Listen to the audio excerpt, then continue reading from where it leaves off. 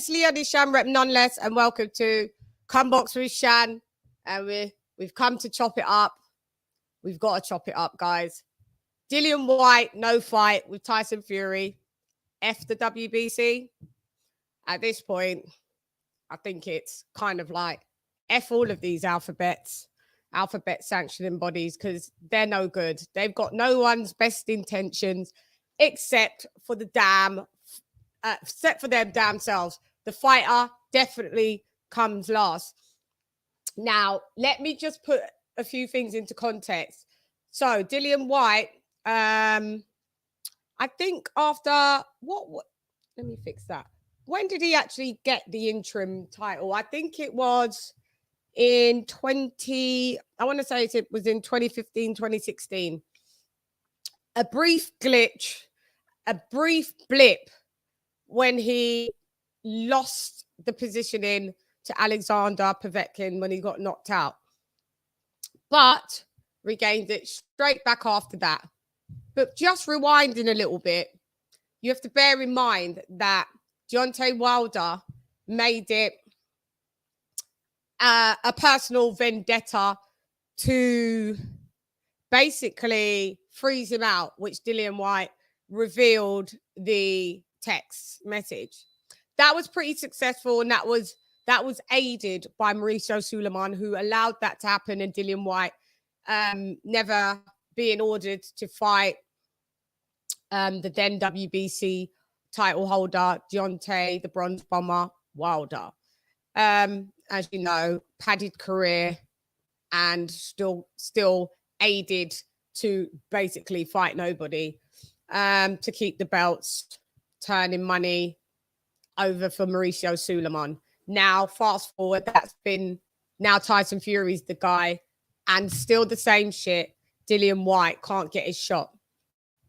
I'm going to put the link in the chat, because I forgot actually. But I thought I'd give you guys some context. You know, I'm definitely up for boycotting the WBC. I'm sick of them. First the WBA, now the WBC. They're all a load of rubbish, aren't they? Someone said in my comments, we should just keep ring. And I think that should just really be it. Just keep ring and done. Because everything other than that, the link's in the chat. Come through like the mug in woo. Come on, friends. Come on, family. Okay. I'm introducing. Introducing. Introducing. Hey, J, oh, J. What's good, LadyChann? Can you hear me? Can you hear me all right? Yeah, I hear you perfectly. Yeah, we got to chop this shit up, man. We got to talk about this. We got to talk about this. Yeah, we got shit. It might be a long. You might be doing a long live today. We got to get a lot from. Hopefully, this vid does over 1,000, 5,000 views, 10,000 views. No.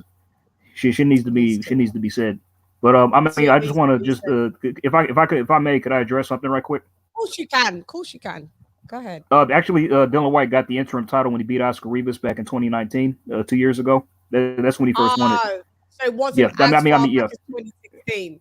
So no, but before that, before that, he had fought. I think a lot of eliminators.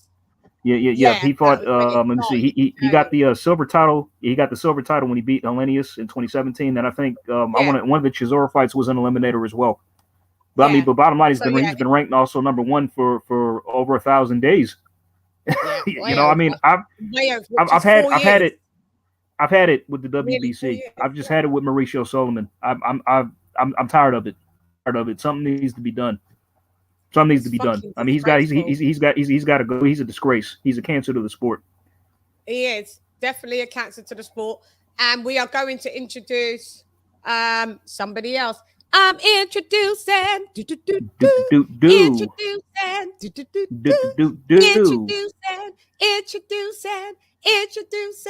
Lisa Queen Bales. Ding, ding, ding, ding, ding, ding, ding. Lisa what up, Bales. sis? What up, yo? My sister. What's up? Love. Much love. What's going on? What's going on with everybody? No, we just letting it, we getting it off our chest, man. We getting it off our chest. Yeah. I'm tired of it, man. We were so disgusted last night. Yeah. I know. I woke up at like 4 a.m.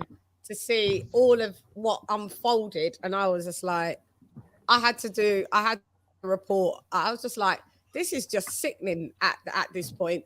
It's just blatantly obvious that they've got a personal vendetta against Dillian Whyte. I mean, you would think. I mean, like, honestly, Chan, I think it's more than that because the WBC, like, before they were conspiring with the PBC to prevent Dillian Whyte from getting shot. Now it's just they just switched to Top Rank, and it seems like just they're colluding with certain promoters or promotional outfits to freeze Dillian Whyte out to keep him from getting his shot. I mean, it's ridiculous. It's ridiculous. I mean, and you know, and shout out to Lisa. Appreciate you sending that vid. What Dean White was talking about. He was saying that they'll approve Canelo to fight a cruiserweight to challenge their champion when he's never fought in a weight class, when he's not a ranked contender at the weight. Yeah, they'll allow that, but they won't allow Dillian Whyte. Yeah, and they won't order the Fury White fight. That's because Canelo is that's because Mauricio Sullivan is licking Canelo's asshole. Excuse my French. He's licking his ass to get his sanctioning fees. That's the only thing they care about. Yeah, that's the only thing they care about. But that what is it called? The franchise. The camaraderie. Obviously, he wants to look after his own and by any means and any way. Canelo's cash cow, but one of the cash cows of boxing, and that's what they feel. But but Lisa, you were saying Lisa brought up the franchise. I think I'm not sure if Canelo got rid of that. That's how he maneuvered. No, it's the franchise. You can move around with that. Did he keep it? Because I think he might have. I'm not sure if he relinquished that or not. I mean, like I know he was franchised middleweight, but did he keep that? Anybody know? Say that again. Sorry, I was reading the chat. I was saying that did Canelo keep his franchise designation? Because I was hearing he got rid of it. Just to, he keeps it. That's the reason why. Yeah, that's the reason why he can challenge anyone from the WBC. That holds the WBC. They gave it to him again. Any weight cap. I mean, they're full of shit. I mean, they're full of shit. I'm looking up the rules. Hey, family. It was good, Sheldon. What's happening, Sheldon? Because I'm reading the rules to the franchise championship. I found the article yesterday, and it's saying the designation is not transferable. Well, if that's the case, how was Teofimo able to take it off Lomachenko? It's some bullshit, man. We've been saying. He said he changed it. It's changed. It's at his discretion. Go ahead, Shell. Who created the franchise belt? Well, Mauricio. It's not a belt. The designation. Mauricio Sullivan, right? Yeah, so he can change it. So he can do whatever he wants to do with it. Mm-hmm. And he did that. At his discretion. I had a feeling they would pull this shit. I really did. I mean, so I don't know why we're surprised. But here's the thing, though. Okay, nobody likes it. I get that. But you got to respect this gangster for doing it. Because if it was so easy, right, to go up to cruiserweight and knock this guy out and take his belt because he's a bum. Because he's a bum. Come Better Beef? How come Better Beef didn't do it? How come Bevo didn't do it? How come Zerno didn't do it? We're not talking about that show. We're talking about the. Oh yeah. We're not talking about. We're talking about the Fury White situation. Dillian Whyte. Oh, Dillian Whyte. Yeah, well, Dillian Whyte fucked up by suing him. The Canelo show's tomorrow. Oh, okay. Yeah, he fucked up though. Dillian Whyte. See what they doing to Dillian Whyte is they blackmailing him. That's what they're doing. Blackmailing. So you want to sue us? You want to sue us? Oh, you want to sue us? Okay. You sue us, you don't get to fight. You drop the suit, you get to fight. But my thing is that they were fully aware that this arbitration, fucking hell, this is the most I've heard about arbitrations in my whole life of being on the earth. Arbitration after fucking arbitration. And now, they was in the know that this arbitration was ongoing. Why didn't they just say, hey, heads up, the arbitration will get in the way of this. Drop the arbitration and we'll be happy to mandate you in your rightful position. That's all they had to say. But they had no intentions. They had no intentions. But let me ask you this, Chan. When did Dillian Whyte file the suit? I reported it. When I reported it, it was a few months back. But I'm not sure. Was this before or after the Povetkin fight? Is what I want to know. I think it was before. They might have been before. No, there was rumblings of it before, but then he won back the fight. He won the fight. So I didn't hear anything about it after that. And then after, like literally in the last 3 months, I heard court proceedings. I didn't know it was arbitration. I thought it was legal. But Chad, here's the thing. There was an arbitration in the first place because they wouldn't give Dillian his shot. And they listed that as the reason why they wouldn't give him the shot. So give him the damn shot. Yeah, that's the reason for the arbitration. So they wouldn't give him the shot in the first place. So order the damn fight, and that takes care of it. I don't know how hard. I don't know why they're making this so complicated. But I already know. I don't know why. Let me ask one more question, Lisa. Let me ask you this, Lisa. Do you believe that maybe Fury having double elbow surgery has something to do with it? I don't really know, and I don't care. Yeah, this has been going on for years. What we're talking about is corruption. We're talking about a person who it's just about getting his shot, win or lose. That's all it's just about. Me personally, I don't even know why he would want to be in a sanctioning body that don't want you there. It's pretty blatant. Yeah. Mm-hmm. So I was him. I would just swoop on my retroactive and current sanctioning fees and get up out of there. Salute to Blood Boxing. What's up, Blood? If you got any time, please come on the panel. If you want to get your shit off, anybody's invited. This one is free for all, man. Like, you get your shit off at here, get your shit right off, because man, this is I can't stress how disgusted I am with it. Like, everyone should just Riddick Bowe. I've been saying this for ages. Everyone should just Riddick Bowe the belts. Just all throw them in the trash. And then they have no power because nobody's going to be paying sanctioning fees and they'll have no money. WBA trash. Follows suit closely by the WBC. I think they're both joint trash. But at least the WBA has tried to change. So WBC definitely. If you're on when I get home. Okay, Blood. I think the WBC takes first place in being trash. And I just think he just needs to be ousted. Any shape, way, or form. Get rid of this guy, man. Get the fuck out of here, Mauricio. Fat. I mean, the only reason the WBA is under so much scrutiny is because they keep they were robbing fighters in broad daylight. So yeah, you know. Yeah. And this is the thing. Look how much okay, so they take about 10% of what you make for the sanctioning fees. So if you put Dillian Whyte for the last 3 years paying sanctioning fees, getting anything between 400,000 to 4 million a fight, do you know how much they've made off of him? Mm-hmm. Can you believe that, how much they've made off of him? And they've got it's robbery. It's criminal. It's criminal is what it is. It is. Mm-hmm.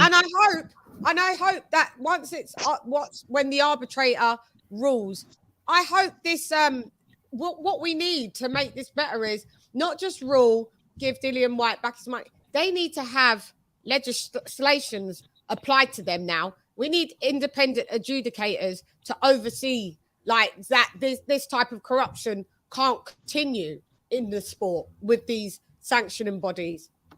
Because they've wasted years of his career. Years. He's not going to get that back. Yeah, because they've wanted him to lose. Oh, now he's lost. We've taken him out of position now. They've wanted him to sue him because the money that he's using to sue him. Imagine that he's paying sanctioning fees and he's paying legal fees. Do you know how expensive that is? And he's running a camp in Portugal. Yeah. Like, it's just. I mean, because first off, it's very simple. I mean, like, they would just order the fight. They just order first off, let's say the fight actually did get ordered, right? I'm picking Tyson Fury. I don't know about you guys. I'm actually picking Tyson Fury to win that fight, but it doesn't matter. Oh, I'm picking Dillian Whyte. But it doesn't matter. I don't care. I mean, it doesn't matter though. Yeah. Let's just give us the fight. That's all I'm saying. I mean, like in terms of estimating the skill set, stuff like that. I got Fury. Honest, I'd be rooting for Dillian. I wouldn't care if he wins. I hope he knocks Fury's block off. You know what I'm saying? To be honest, but in just terms of a skill assessment and what I've seen from both guys, I'm picking Fury. Yeah, Hector Garcia, gracias. $5 super chat. The WBC should be ashamed. Mauricio is an embarrassment. He is. True that. I mean, but just give us the fight. That's all I'm asking for. You know what I mean? I just want to see it. Yeah, that's all. That's all. That's See, all I want to do. I just read somewhere earlier that Fury would prefer to fight Usyk, because in that way it would be undisputed. But also I think Frank what's his name? Warren? Frank Warren, yeah. Warren, yeah. Remember you said yesterday Frank Aaron. You said Frank Aaron. I was dying. I called him Frank Aaron. Oh my God. Or Bob Warren. Bob Warren. Bob Warren.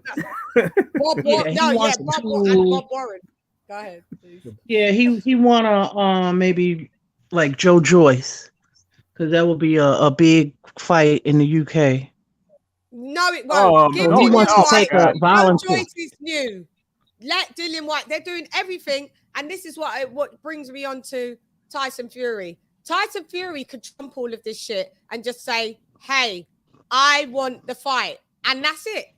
And that's it. He can call Dillian Whyte as his mandatory, as his voluntary mando.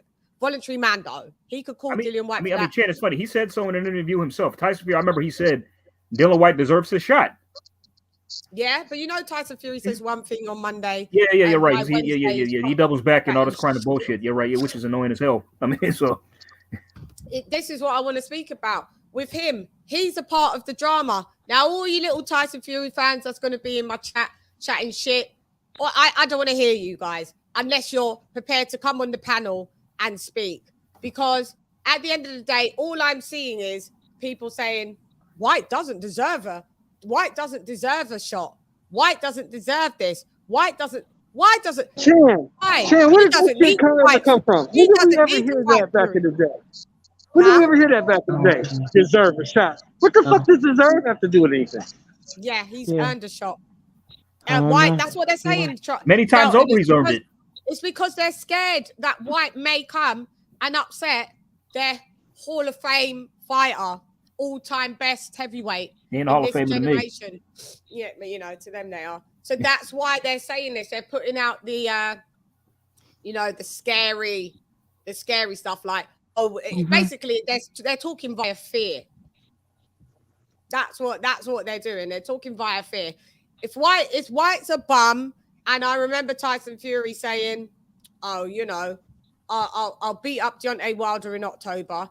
Then Frank, do you remember? Look, Frank, this is all new for you to be hearing this. And then in December, I'll beat up that bum Whyte. That'll be easy to get rid of him. Then I'll do Joshua in the spring, and then we'll do the rematch. And then I'll sail off into the sunset, yeah. And I'll come back 2 years later and beat the bums that are left there. Then I'll do Derek Chisora at like 37, and then I'll be." Do you remember that big old talk he had? I remember. I never believed that shit. Neither did I. It was bollocks. So, Donald Banks, my girl, LadyChann. Hey there, how you doing? Sorry, couldn't get through. You can leave a message that's been recorded when the beeps are through. Who remembers that song? Or am I that old? No one. Sing it no again. one remembers that song. Damn, that was a song. Sing it again. Sing it again. Hey, I remember that song, CHANN. Sorry I didn't get through. You can leave a message that's been recorded when the beeps are through. Yeah. Yeah. Shouting. Yeah, I remember. Yeah. That just reminded me of that quote. It said, "Hey, how you doing? Thank you very much. I'm doing very fine. I'm doing very well. Just on a live rant at the minute. That's all. Thank you for the super chat. So I just think it's Tyson Fury could absolutely flip this on its head. If he's a man of, I'm a fighting man of any kind of integrity, he could say, I want the fight. Fuck Joe Joyce. No disrespect, Joe Joyce, but Joe Joyce has just come. He's 11 or 12 and 0. You're new. Dillian Whyte has been paying millions of pounds, not dollars, pounds of sanctioning fees. Facts. I mean, Joe Joyce is in a prime position with the WBO anyway. I mean, he was just like for Usyk anyway, so he's got that locked in, so he ain't got nothing to worry about with that. Right. This is what I'm saying. And then also, what was the other thing? The other point that I had with Tyson Fury. Oh yeah. well, just last week it was, oh, he may hang up his gloves. You know, Frank Warren, he does what he wants. Nobody can tell him what to do. And John Fury saying the same thing. Now, then it changed that, yeah, you know, White can have his shot. White can definitely have his shot. And then John Fury came back on record saying, you know, I changed his mind. He saw what I said and he feels that White deserves a shot. So where's the shot? Now see where Tyson gets it from. Bro, they get it. Bold. You are bold. What's up? Hey, what's going on, panel? How y'all been? Talk to me about this bullshit. Oh, the Dillian Whyte joint? Yeah. I think he's getting a raw deal, to be honest with you. I mean, they've been jerking that man around for how many years now? Yeah. And you know, I understand that, you know, he did sue the WBC and stuff, but I think they probably holding a grudge against him because of that. But if I was Dillian Whyte, I'd sue their ass again because I mean, you jerking a man around for the deal. He's only sued them. He's only in arbitration once. There's no again. I would sue them and throw away my position and go another route, wouldn't you? Just go like down the WBA or just go down another route. Fuck the WBC is what I'm trying to say. I don't know if anybody saw in my community. I just put fuck, like I'm done. I'm done with them. I'm done with them.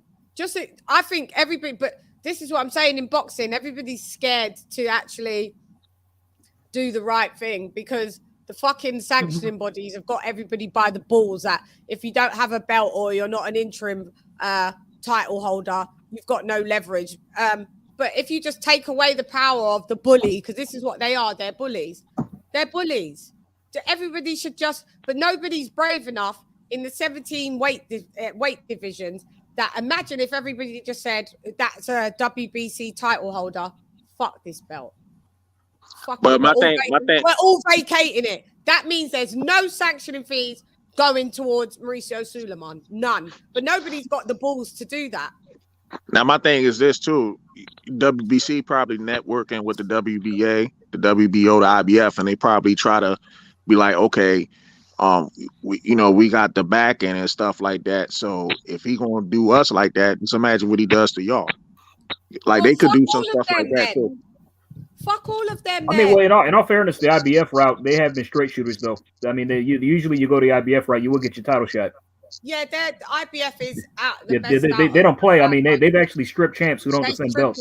Yeah, you don't fight a mandatory. That belt is gone. Thank you. We want our belt back, please. Yeah. That is right. The IBF don't play. IBO doesn't have any mandos. I'm not sure, but yet do they? I think they collect sanctioning fees, which is wild to me. Like, I mean, they're not even actual. They're not even counted by the rest. Yeah, so. But yet you pay sanctioning fees for them. That's wild. I would throw that belt away. So imagine boxers like Canelo and AJ that are multi-belt holders. Imagine how much. Can you imagine how much the sanction fees they've paid, especially AJ holding like the belts back and forth for about 6-7 years. Yeah, I looked it up where AJ's paid millions. I think he's paid him millions. Millions just off of him. Just off of him. Then now you got Canelo as well. Like, what Canelo should do is, now that we'll go on to the Canelo show tomorrow, but just a side note, I think Canelo, what he should do is just, you've won all of those belts, vacate them now and go where you go. Well, one of them was didn't they give him one of the belts at 168? He was given a belt. I don't know, Bo. What happened was when the vacant 168 pound title, when that went vacant because Benavidez lost it on the scales. Then they held it up. Then he fought. Then Canelo fought Callum Smith for the vacant WBC title in addition to Callum's WBA belt. That's how he got that one. So it wasn't given. Yeah. It was vacant, you know. Yeah, and I guess the WBC just, I don't know if Eddie Hearn put in a request to approve the vacant title for that fight. I'm guessing he did, but it was vacant in that fight. Yeah, for the Smith Canelo fight. Yeah. Fucking ridiculous. Shelton, I just realized Shelton dropped off. He looked like he was in the store. He'll probably head back on. I will put the link in the chat just in case anyone. Go ahead. Anything bold? Sorry, I've kind of interrupted you. So go ahead. What do you think the solution should be? What do you just think about all of this? Because I didn't get to hear everything you were saying. Are you talking about as far as with Dillian Whyte? Yeah. Like I said, I would personally, I'll just sue him again. Even if he goes away from the WBC, I would just sue him again, just to send a message. Like the only thing that's going to stop like some of these sanctioning bodies is kind of like what happened with the WBA when they start losing their funding because of all those belts they had out there. Now the WBC is pretty much doing the same thing. They got a diamond belt. They got this silver belt. Yeah, silver belt. Silver belt. So Black Lives Matter belt, Mayan belt. God. Yeah. Trick or treat belt, Halloween belt, spring belt, Chuck E. Cheese belt, Chuck E. Cheese belt, Amazon Prime belt, Amazon Prime lineal champ belt. Like I beat the man that delivered my parcels. Yeah, that's why I'm lineal out here. Yeah, it's fucking ridiculous. I mean, they're handing out belts like trick or treat candy. Seriously, I mean, you know. The only thing that they should keep, which is good, and what we kind of go by, the ring magazine belt is fine. I have no problem usually with their rankings, and you know, and I like the look of the belt. They're usually spot on. Usually spot on with the rankings. That's true. Yeah, and it's a pretty belt. The WBA, the WBC, but yeah, get out of town. And bold. Like, what do you think with Tyson Fury being able to basically nip this in the bud by just ordering Dillian Whyte to be his voluntary? Oh, he is? I ain't even hear about that. He could do. But the fact is, he was all mouth saying that he'll get rid of Dillian Whyte. He's a bum. I'll fight him easy. And all now, he let the 30 days wait out, knowing quite clearly that Joshua executed his rematch clause pretty much straight away after his loss to Usyk. But yet still decided to ride out the 30 days instead of saying, you know what? There's no point of that. Let's just start negotiating with myself and White, team Fury, team White, and get this going. But no, he let this ride out for 30 days, knowing that, you know, Usyk's not going to fight him because Usyk's already came out on record, not once but twice, saying, I'm a man of my word and I signed a rematch clause. So why do you think he's got any intentions of basically fighting Dillian Whyte? In my opinion, I don't think so. I mean, I will hope, you know, Tyson Fury would try to fight Dillian Whyte because who else is really out there as of right now? I mean, Joe Joyce. Can you believe it? Oh yeah, Joe Joyce. I forgot all about him. Who cares? He ain't in contention though.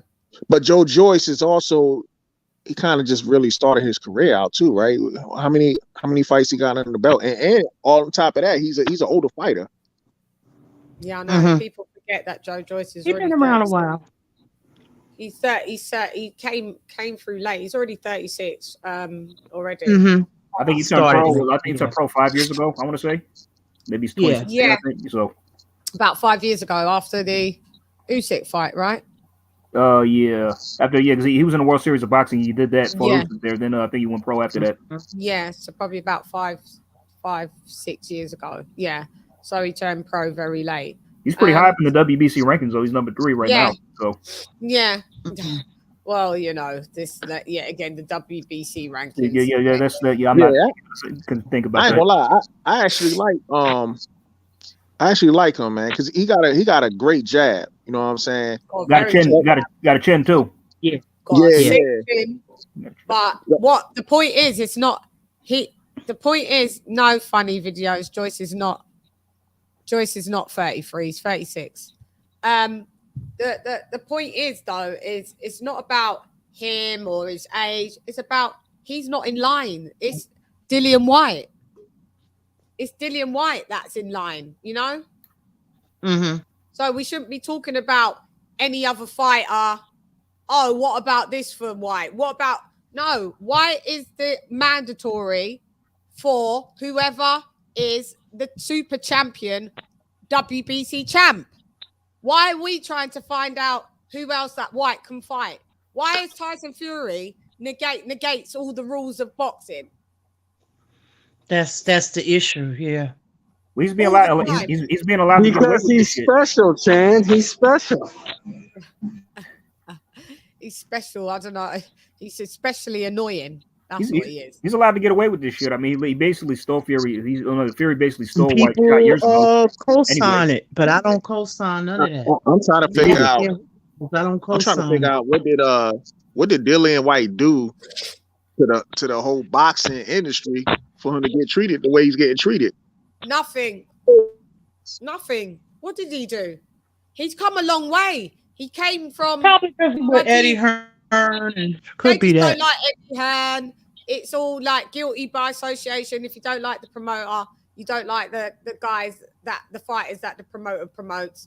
It trickles on to Joshua. Have we seen? He had the same problem with Tyson Fury. They've all had the same problem, and the common denominator is the WBC, Tyson Fury, and somewhat Deontay Wilder. It's all the common. They all work against those two names. Top rank Bob Arum, Deontay Wilder, now Tyson Fury, Snake Eyes or Fish Eyes, whatever his fucking name is, Frank Warren.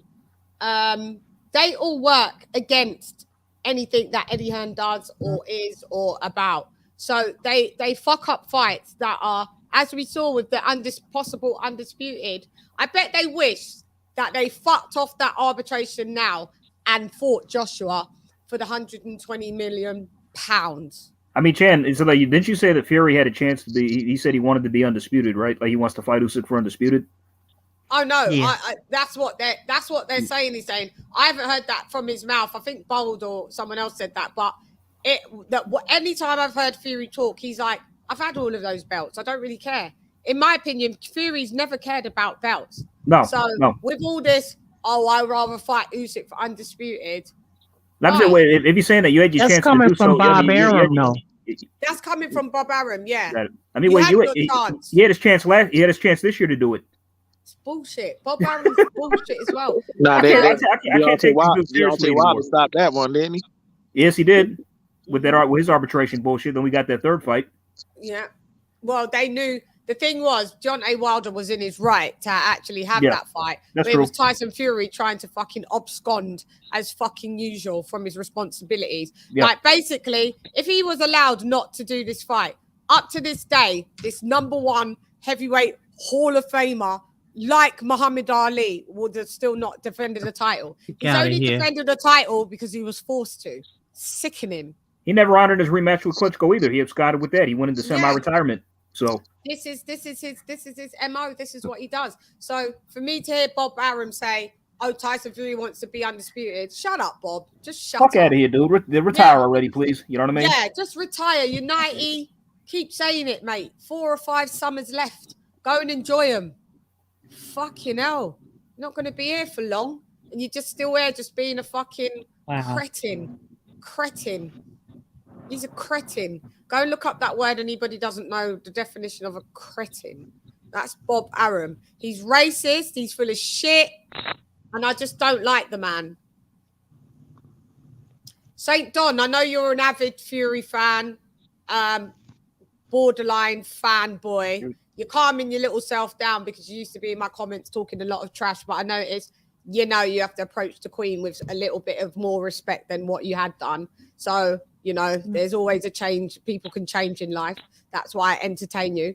But Fury getting hung before the crime. No, Fury's not getting hung before the crime. He's not. Because he can put this all to rest. We're dealing with facts. He said he'd fuck up Dillian Whyte easy and that Dillian Whyte is a bum. So why isn't he not doing it? You tell me. Make it make sense. Yeah, you tell me. Somebody said Frank Warren got shot 30 years ago. Yeah. He did. Frank Warren's from the old gangster world from North London. Yeah. It's he's from the naughty. It's he did. And has he got a book? I don't know if I'd want to read it. I've got to read these. But sometimes it's good to read these promoters' books to know, a little bit more about them. Yeah. Do you know what Tell me where I can buy it. I need something. Hey, Chan, tell me where I can buy it. I need something. I remember him back in the day when he was young. Yeah. Tell me where to buy it. I need something I can burn in the fireplace. What, his book? Yeah. Frank Warren's book. Yeah, burn it. It probably wouldn't even burn. Fucking that. And talking about that WBC convention, it just looked. That's why I put on my thumbnail the fucking Baphomet behind it. Fucking looks demonic. They're all there to fucking like offer their fucking souls to Mauricio Suleiman. Fucking kiss his ass. Did you guys see Bud Crawford's representative? I did. There? I saw that. Yeah, I saw it. Wasn't that interesting? Yeah, I was just watching that video before I came on. I'm like, they're not going to prove that. They're not going to prove that. But do you see how he got dismissed? Yep. Oh, it's got to be, you know. I wish I could fucking share these things on here. We could watch it. I probably could. You guys chop it up just a minute, yeah, and let me try and pull up some bits and just show some bits. Okay, I'm gonna just be off camera and on mute, and let me just sort it out, right? Okay. Yeah, we got it. Yeah. Yeah, but man, this stuff is crazy, guys. It's crazy. Hey, Shelton, what you showing us your driving skills, man? Yeah. Oh yeah, man. So I had a meeting today. I had to stop by the store, get some dinner. You know what I'm saying? So I'm on my way to the house so I can listen, you know, and see what's going on, man. I hate the fact that they're screwing over White. You know what I'm saying? Yeah. But that's the politics of boxing. It's always been like that. People act like boxing just got corrupted last week or something. This shit's been like this since the beginning of time, bro. Beginning of time, you're right. I was looking at some stuff. Don King and Bob Arum used to own the sanctioning bodies. They put if you were a heavyweight and you wasn't a Don King fighter, you not get the shot. You knew that. Yeah. You knew that. Coach brought up, you know, we was talking about he was talking about it, and then somebody was talking about it yesterday, Troy, about, you know, how Marvin Hagler got his first title shot. You know what I'm saying? It took Ted Kennedy and Tip O'Neill to tell Don King that if you don't give this man a shot, we gonna have the IRS. They told Bob Arum that. That was Bob Arum they told. Yeah, you gonna have the IRS stick their nose in your business. Get this man a shot. Yeah. Yeah. And he had 49 fights at the time, damn near 50 fights. Yeah, Marvin was getting screwed because Marvin was trying to get that fight with Sugar Ray for a minute. Yeah. Sugar screwed him and went into retirement. Yeah, he went into retirement twice, right? Then he came back, got in the fight, and then he went to retirement again. But I think the second time was because of the eye injury, right, or something like that. Yeah, the second time was the eye injury. Yeah, that's true. Knocked down because he got dropped by that kid. And then he got dropped by Marvin that kid. He had that eye injury. Marvin tried to get the rematch with Sugar Ray Leonard, and Sugar Ray Leonard retired again. I was like, oh my goodness, man. Exactly. Then he comes back. Then he comes back a year later. Then he comes back a year later and fights Donnie Lalonde.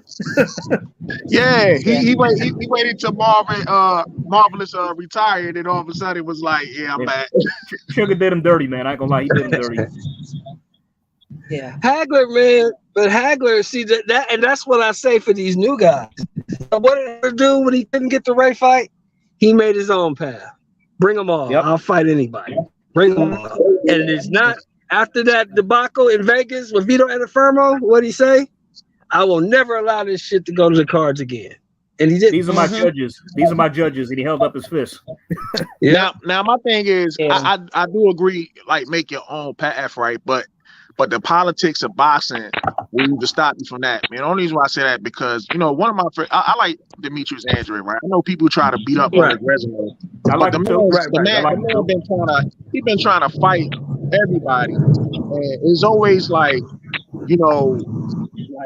want to avoid him, and then Charlo, he wants to take the vanilla out and try to say, oh yeah, Demetrius Andre is a horrible fighter. But I'm like, you ain't said Andre was a horrible fighter, and P.O. never said he was a horrible fighter. Like everybody in the middleweight division. But You know, the Charlos got some personal shit with them. They still mad about some shit that happened 6 years ago. Boo Boo pulled out of a fight with Jamel, and they still mad about that. They owe some. You know what, Shelton? I read up on it. They act like bros. Hey, Shelton, I read up on that. I realized, you know what, that story that Boo Boo pulled out, I read up on that. That's not even like the full story. Like what happened was, it was some negotiating going on because somebody said he pulled out the week of the fight. A month before the fight, Andre already said, he was like, "Yo, the funds are not right." And okay, can you hear me? Yeah, I hear you. Yeah, a month. Okay, go ahead. What'd you say now? You read up on it. What happened? So you know how people say Andre pulled out the week before the fight. I read the story and I realized that's not even what happened. A month before the fight went down, Andre was like, "Yo, the funds are not there."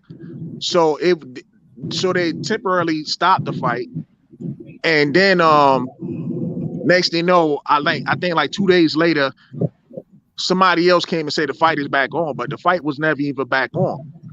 So it ended up getting canceled. So he said. So what you telling me is they contracted for a fight. They're supposed to deposit the first half because they deposit half of the money before you fight and you get the other half once you show up, right? And the money never got to his account is what you're telling me.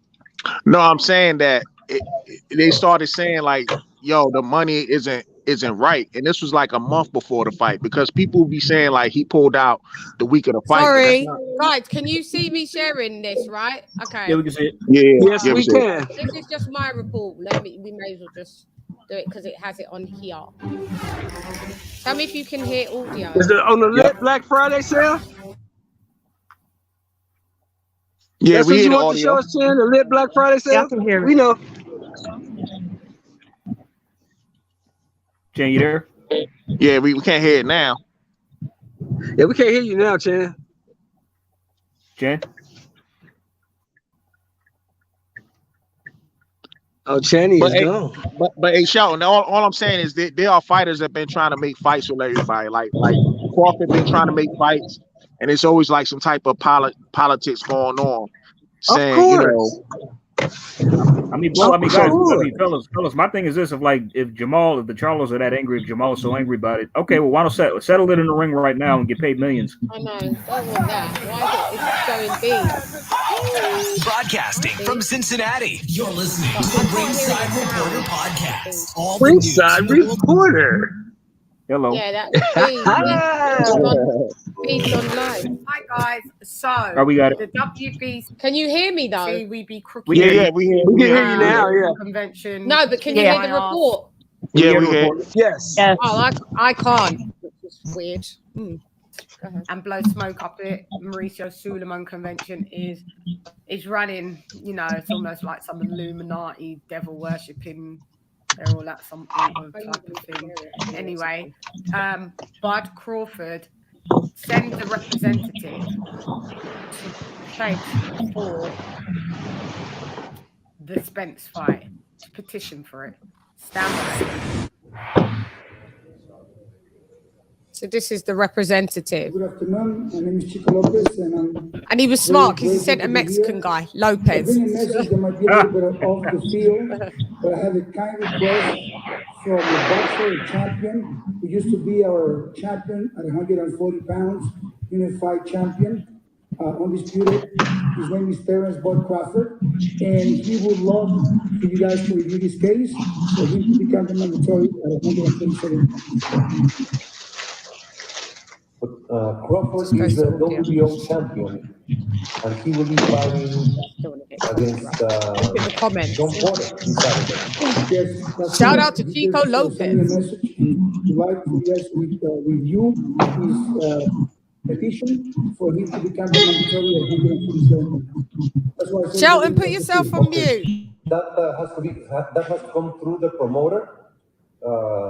Any kind of petition in that order has to come from a promoter. So let's see what happens Saturday. We like him very much.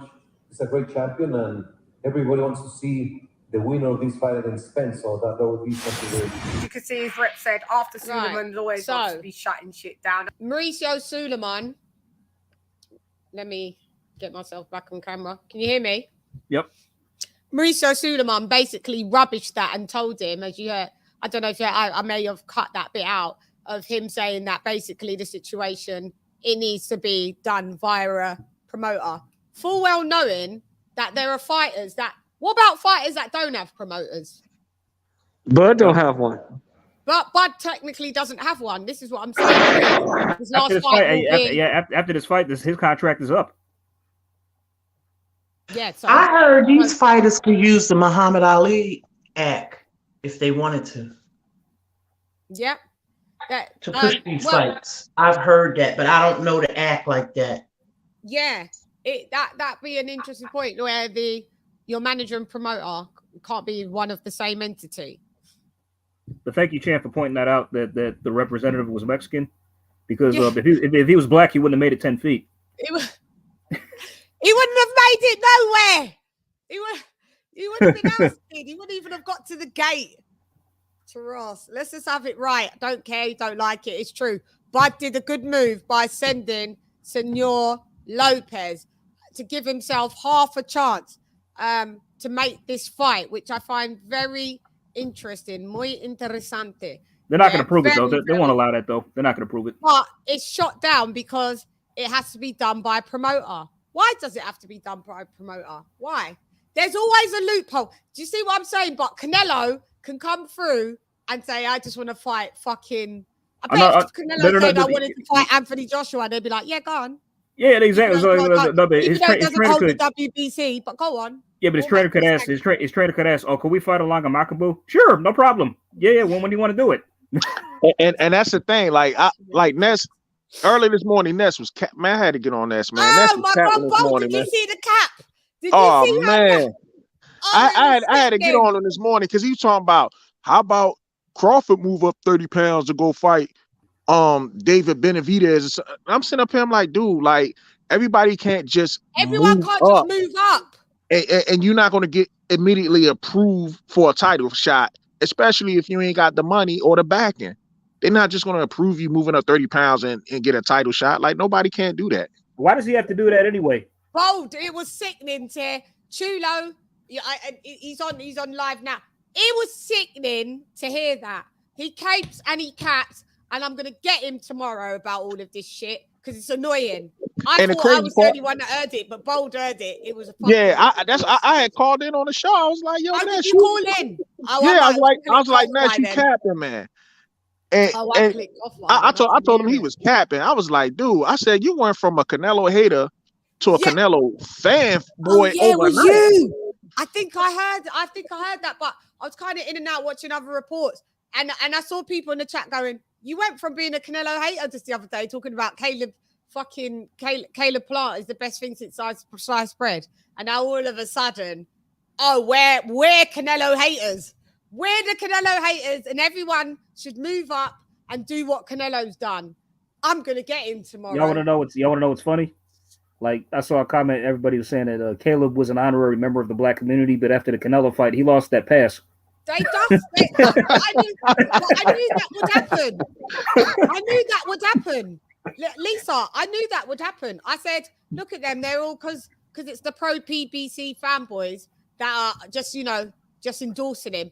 Soon as he loses, he'll go back into obscurity. Oh, he's shit now. He's no good anymore, right? Yeah. Oh, yeah. I seen like me that wasn't really interested in watching him. It's all right, Bold. Interested in really watching him. I'm now got more of an interest to watch him because I actually appreciated the show that he put on. He gave an honest effort. He gave a great effort. He did. He gave a good effort. Go ahead, Bold. Yeah. Nah, that's the thing is I seen people making videos and they was like, yeah, so Canelo went through and beat on these European / white fighters, and I was like, man, hold on, man, there's some white cats out there that can fight. I'm like, didn't Tyson Fury just beat up on one of your heroes? You know what I'm saying? And I'm like, Lomachenko could fight, Usyk could fight. Like they saying they talking like these white cats are just soft for some reason and whatnot. All because Caleb Plant lost. And I heard some of them made videos before Canelo fought Billy Joe Saunders and Caleb Plant by saying Canelo was ducking them two fighters, and then when he beat them, all of a sudden they nobodies. Yeah, those are the type of supporters that you don't need. Flip floppers. You know, because it's funny because after Deontay, sorry, Chan, will you finish? No, yeah, I'm finished, right? Oh, okay. Because it's funny because you had a guy on here. I think I don't know. I can't recall his name, but it seemed to me that he like after it was during your watch party for Wilder Fury 3. Yeah. After Fury beat Wilder a third time, it's like he's transferring his energy into his love for Wilder, into his love for Fury. Like, okay, so since I thought Wilder was the greatest heavyweight of all time, since Fury beat him, now nobody could touch Fury. Usyk doesn't stand a chance at all. You know what I mean? Usyk has it sounded like I can't recall his name, but I mean this guy was sounded real like it's like he transferred his fanboyism from Wilder to Fury after he beat him. It's fucking sick. Oh, did you hear that person call in? Oh, guys, you didn't hear. I hate to say his name, but you didn't hear H Money call in to the Boxing Voice. Yeah, I heard it. Oh my God. The epitome. He's another one that flip flopper. Yeah, he flip flop too. To the highest fucking degree. I went on his live. When his live. It got a little intense, so I had to jump off because a lot of people. Oh man, a lot of people. I got him triggered one time. I was on there a few weeks ago, right? And he was bigging up Teofimo Lopez, right? And I was like, I said, damn, H Money. I said, I heard it a minute ago. That was a couple of months ago. I was like, you used to be a Devin Haney guy. And this dude went and he went off on you. I was just like, damn, like careful where you go, careful where you trod. There's certain places that you come up and they're not there to be there at all times. I mean, like panels like that. H Money's doing his thing, I guess, but there's no like parliamentary procedure. Like there's no moderation. Like everybody's talking over one another. You try to get a word in edgewise. I mean, you Ring IQ's panels. You guys champ the shit. Yeah, you moderate. Yeah, we moderate. And it was just the thing is that he came on TBV and he ranted, Mr. DAZN, Devin Haney and Bill Haney is a capper. He's a capper. And Teofimo Lopez is gonna knock Devin Haney out. And everyone was like, yo, we can't believe. Like everyone in the chat was like, didn't you used to love Devin Haney? Like he was a Devin Haney fanboy. Because I remember like before, I used to be the only one that go on this panel. And I was like, yo, I think Teofimo got the best resume in there. And he was like, nah, Devin Haney. You couldn't even say that. You couldn't say any words against Devin Haney to him. Otherwise, he'd throw you off the panel or didn't want you on there. And now look how it's changed. I'm not a fan of Teofimo so much anymore because him and his dad have they've just turned into delusional maniacs. Yeah, you know. I mean, I'm honestly rooting for George to pull off the upset. I'm hoping he takes those belts, even though he probably won't pull it off. I'm rooting for George. I agree. He is acting like a diva, right? I agree. You know, I don't like that. We'll do a good old show about him. Don't worry, I've got a show coming. Okay. We're gonna deep dive into that. We need to lay into those clowns for real. Yeah. So who do y'all think? Go ahead, Liz. So I'm sorry. So how long do we have to wait to find out what's gonna happen with the heavyweight with Fury and I just watched the Eddie Hearn interview. Him saying latest one with IFL. Him saying that they should get the ruling what they want from arbitration and that they're still going forward with first quarter 2022 fight. Okay. How long is that going to take you to resolve, did he say? Or he said that the arbitration should be resolved soon. You know Eddie Hearn, 2 weeks. Yeah. 2 weeks. 2 weeks. Yeah. You know Eddie Hearn. Yeah, but he said so that leads me to believe that maybe the arbitration has been going on longer than we was all privy to know if it's nearly wrapped up, according to Eddie Hearn. So we should get the answer that he wants. But don't they call him Fast Eddie? This is boxing, and you know there's always a fucking twist. Like I just think Dillian Whyte's been cast at this point. It's like somebody put a hex on him or something, you know. It feels like it. I don't know. It's like we assume that we're going to get the answer from the arbitrator of Mauricio Suleiman is in the wrong. But guys, I'm of the belief of that boxing. We know the foundations of it is super corrupt. I'm of the belief that, and I could be going into my I could be going into my Mulder and Scully bag. Yeah, I could be going into my X-Files bag a little too deep. But I'm of the mindset that Mauricio Suleiman could find out who the arbitrator is and just pay him money. The same sanction fees money that he's made off Dillian Whyte is he could just be paying to have his own outcome. He's not losing any money. He's getting. Do you understand? I don't put nothing past nobody anymore. This is my point. So stand by, like, we may not get the decision of what we're all thinking that we all assuming that we'll get. I mean, you know, we don't know if Whyte is going to get rinsed. We don't. I mean, we don't. I mean, CHANN, I know you said that how you know you're getting fed up with this stuff, and I understand. I get it, but at least we are still getting good fights at the end of the day. You know what I mean? I mean, I mean, you know, I mean, we didn't get the heavyweight undisputed fight, but we got 3 this year in other weight classes. Yeah. So you know, the year has been kind.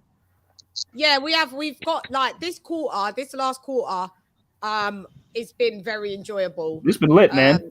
You know, it has been lit, but it just gets boring. It just gets tedious of things that should be going right and being fair just isn't fair. And it's just and the things that the fights that we need to be seeing. Like I could talk about everything in this one show, but I've decided to kind of split them up into different shows. Like the Charlos, the this, the that. It's just the Benavidez's. It's the Canelo. How long?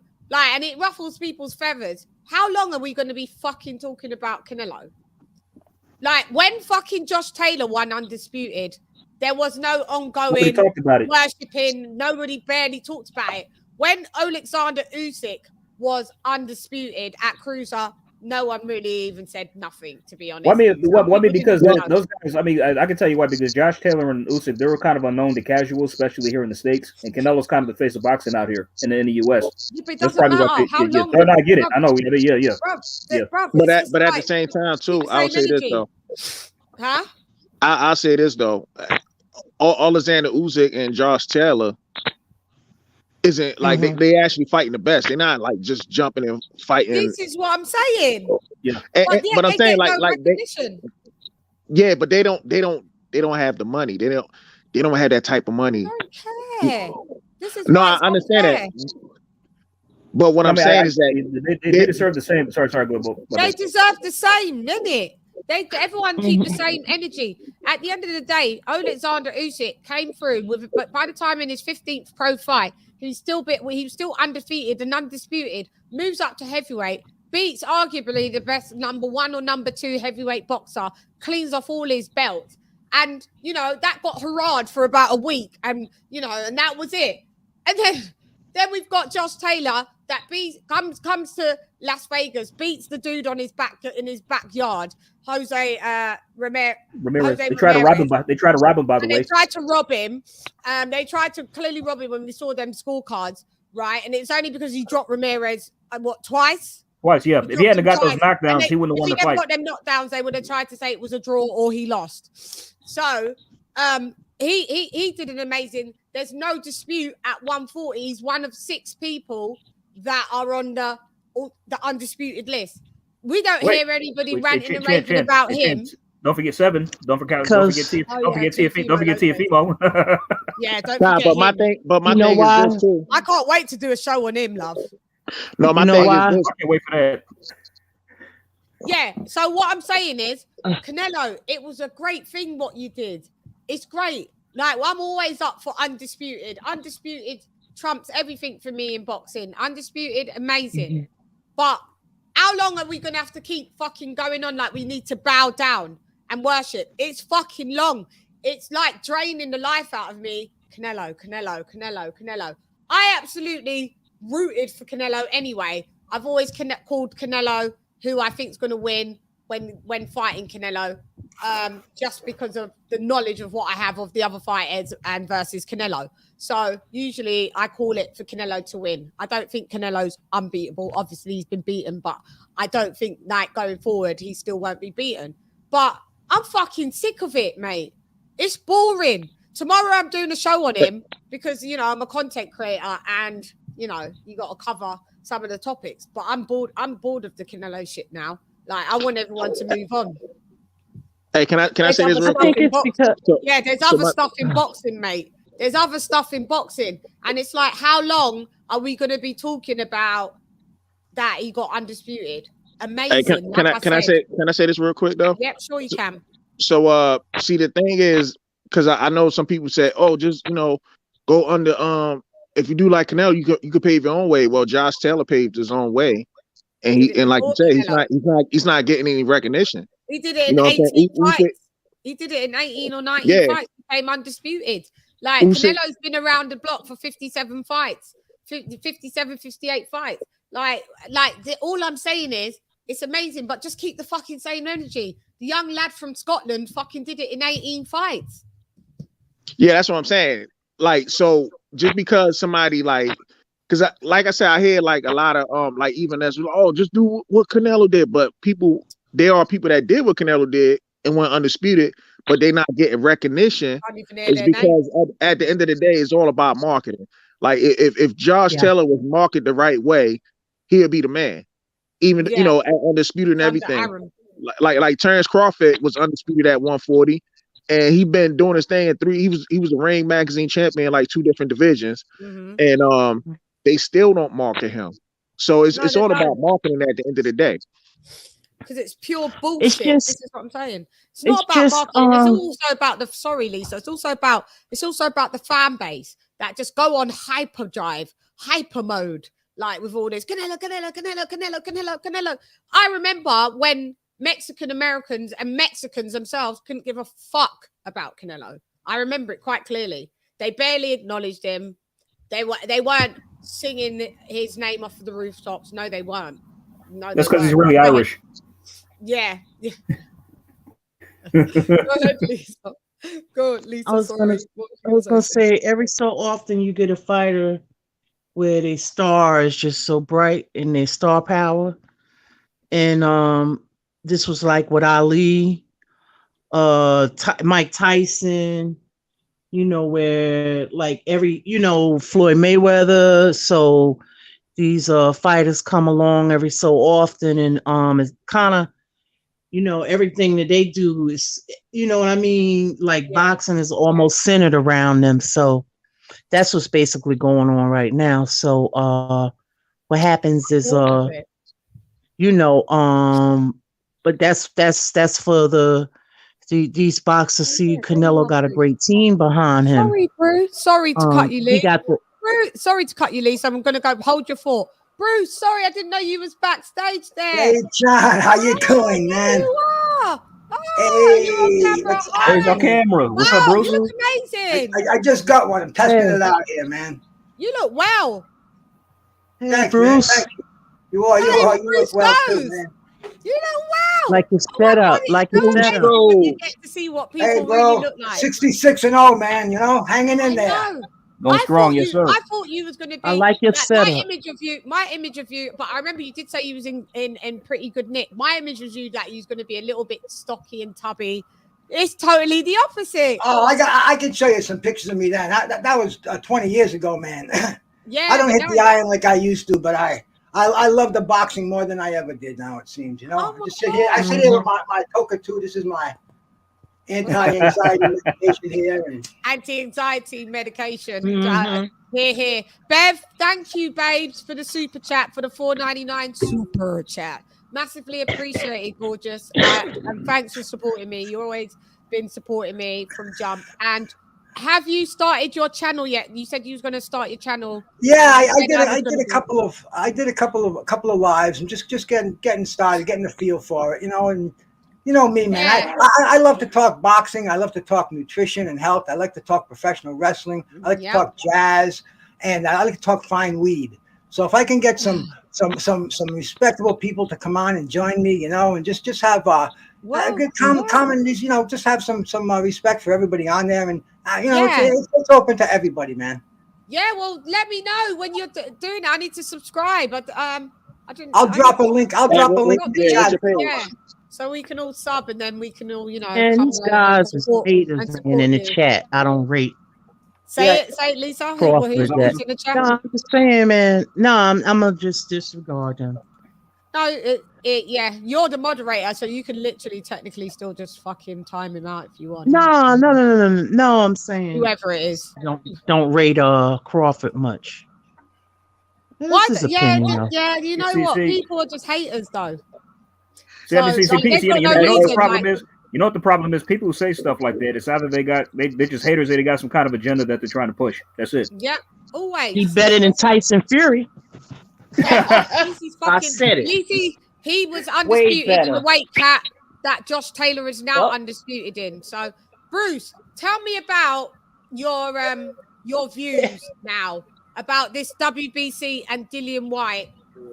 Because we may have a different view, we may have the same. I'd like to hear it. Regardless. Only when I started going on the computer, I had to start wearing glasses, so I couldn't see anything on there. Me man. too. You know? It's ruined my eyesight being in front of a laptop every day, more or less. It has badly. I thought they said you were going to need glasses for something else, but it was from being online, I guess. Being online, it is. It's the Blu-ray.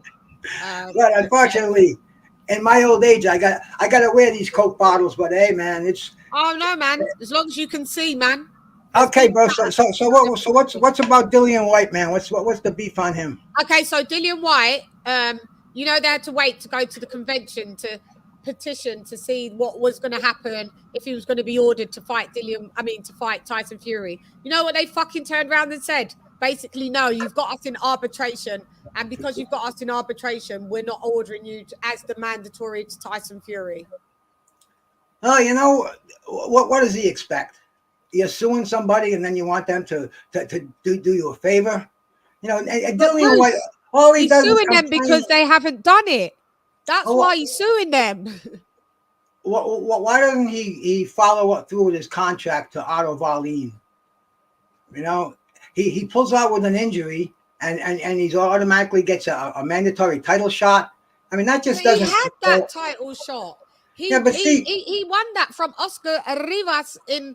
What did you say, AJ? 2019, a couple years ago, 2019. Yeah. Right? He's been but see, that's not like a lottery ticket. You can't cash that in when you want to. You have to take that shot when it's available. Usually when it's mandated, if a promoter doesn't pick it up, it'll go out to purse bid. Dillian Whyte should have taken that fight a year ago, 2 years ago. I've heard all kind of stories. I'm not privy to information. Bruce, he tried. Bruce. I don't buy it. Bruce, he's paying 10% sanctioning fees for the last 3 years. Do you know how much millions he's paid in sanctioning fees? And to be in the position to hold the WBC interim diamond belt, like to be next up, and they froze him out. They left him for over 1,000 days, which he's been fighting title eliminator after title eliminator since 2015, 2016, and then to get them to solidify the position in 2019 after Rivas, and then you turn around after you take millions of his money and say no. Actually, you're not nothing to no one. All right, fuck you. Give me back my money and fuck off. Here's your fucking stupid diamond belt. How about that? How about that? I mean, that's not the way it works, though. He had that prestigious diamond belt and interim belt, so he was walking in the ring with some hardware. It definitely upped his value. See, I just don't buy the fact that he couldn't have gotten a shot. He's in bed with Eddie Hearns. I mean, there's a lot of heavyweight fights out there that he could have had. I just can't get that image of seeing him decked by Povetkin. I know it's been avenged. But I mean, to me, that's not what a heavyweight championship contender is made from. I think he should have taken a few more fights on, especially with Wallin. He's a decent contender. He needs a break. He put together a full training camp. Lisa was saying it the other day. He had to pay sparring partners. He had to get his trainer in there, and now what happened to him? Well, why don't they just reschedule? Why is everyone acting like Wallin was some fucking? Wallin was a voluntary. Dillian Whyte picked him. Why would he have to duck the guy? Why would he duck the guy to fight the guy that's harder than Wallin? Wallin gave Tyson Fury a run for his money.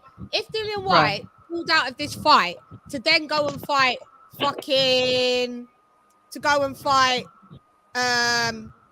Fury, for instance, to go and fight maybe Trevor Bryan or the guy that he was going to fight before the lesser opponent, like a weaker opponent. Yeah, if he was going to go and fight a lesser opponent, then we could say, bruv, that's some duck business. Why is he going to pull out of a fight to fight the number one heavyweight of the world? Well, first of all, I was saying. No, go ahead. You ask. I thought you were asking me. I was going to say, no, that Bruce. I was also saying that yes, I think he should still fight Wallin because he did put in, the money for the training camp and et cetera, sparring partners. But I also said that. Dillian deserves this. I feel that he deserves this shot, to get his chance at a title. And I also said that he probably, if you're injured, you probably have to report those injuries. And he handed them in. It was, Lisa, it has been proven.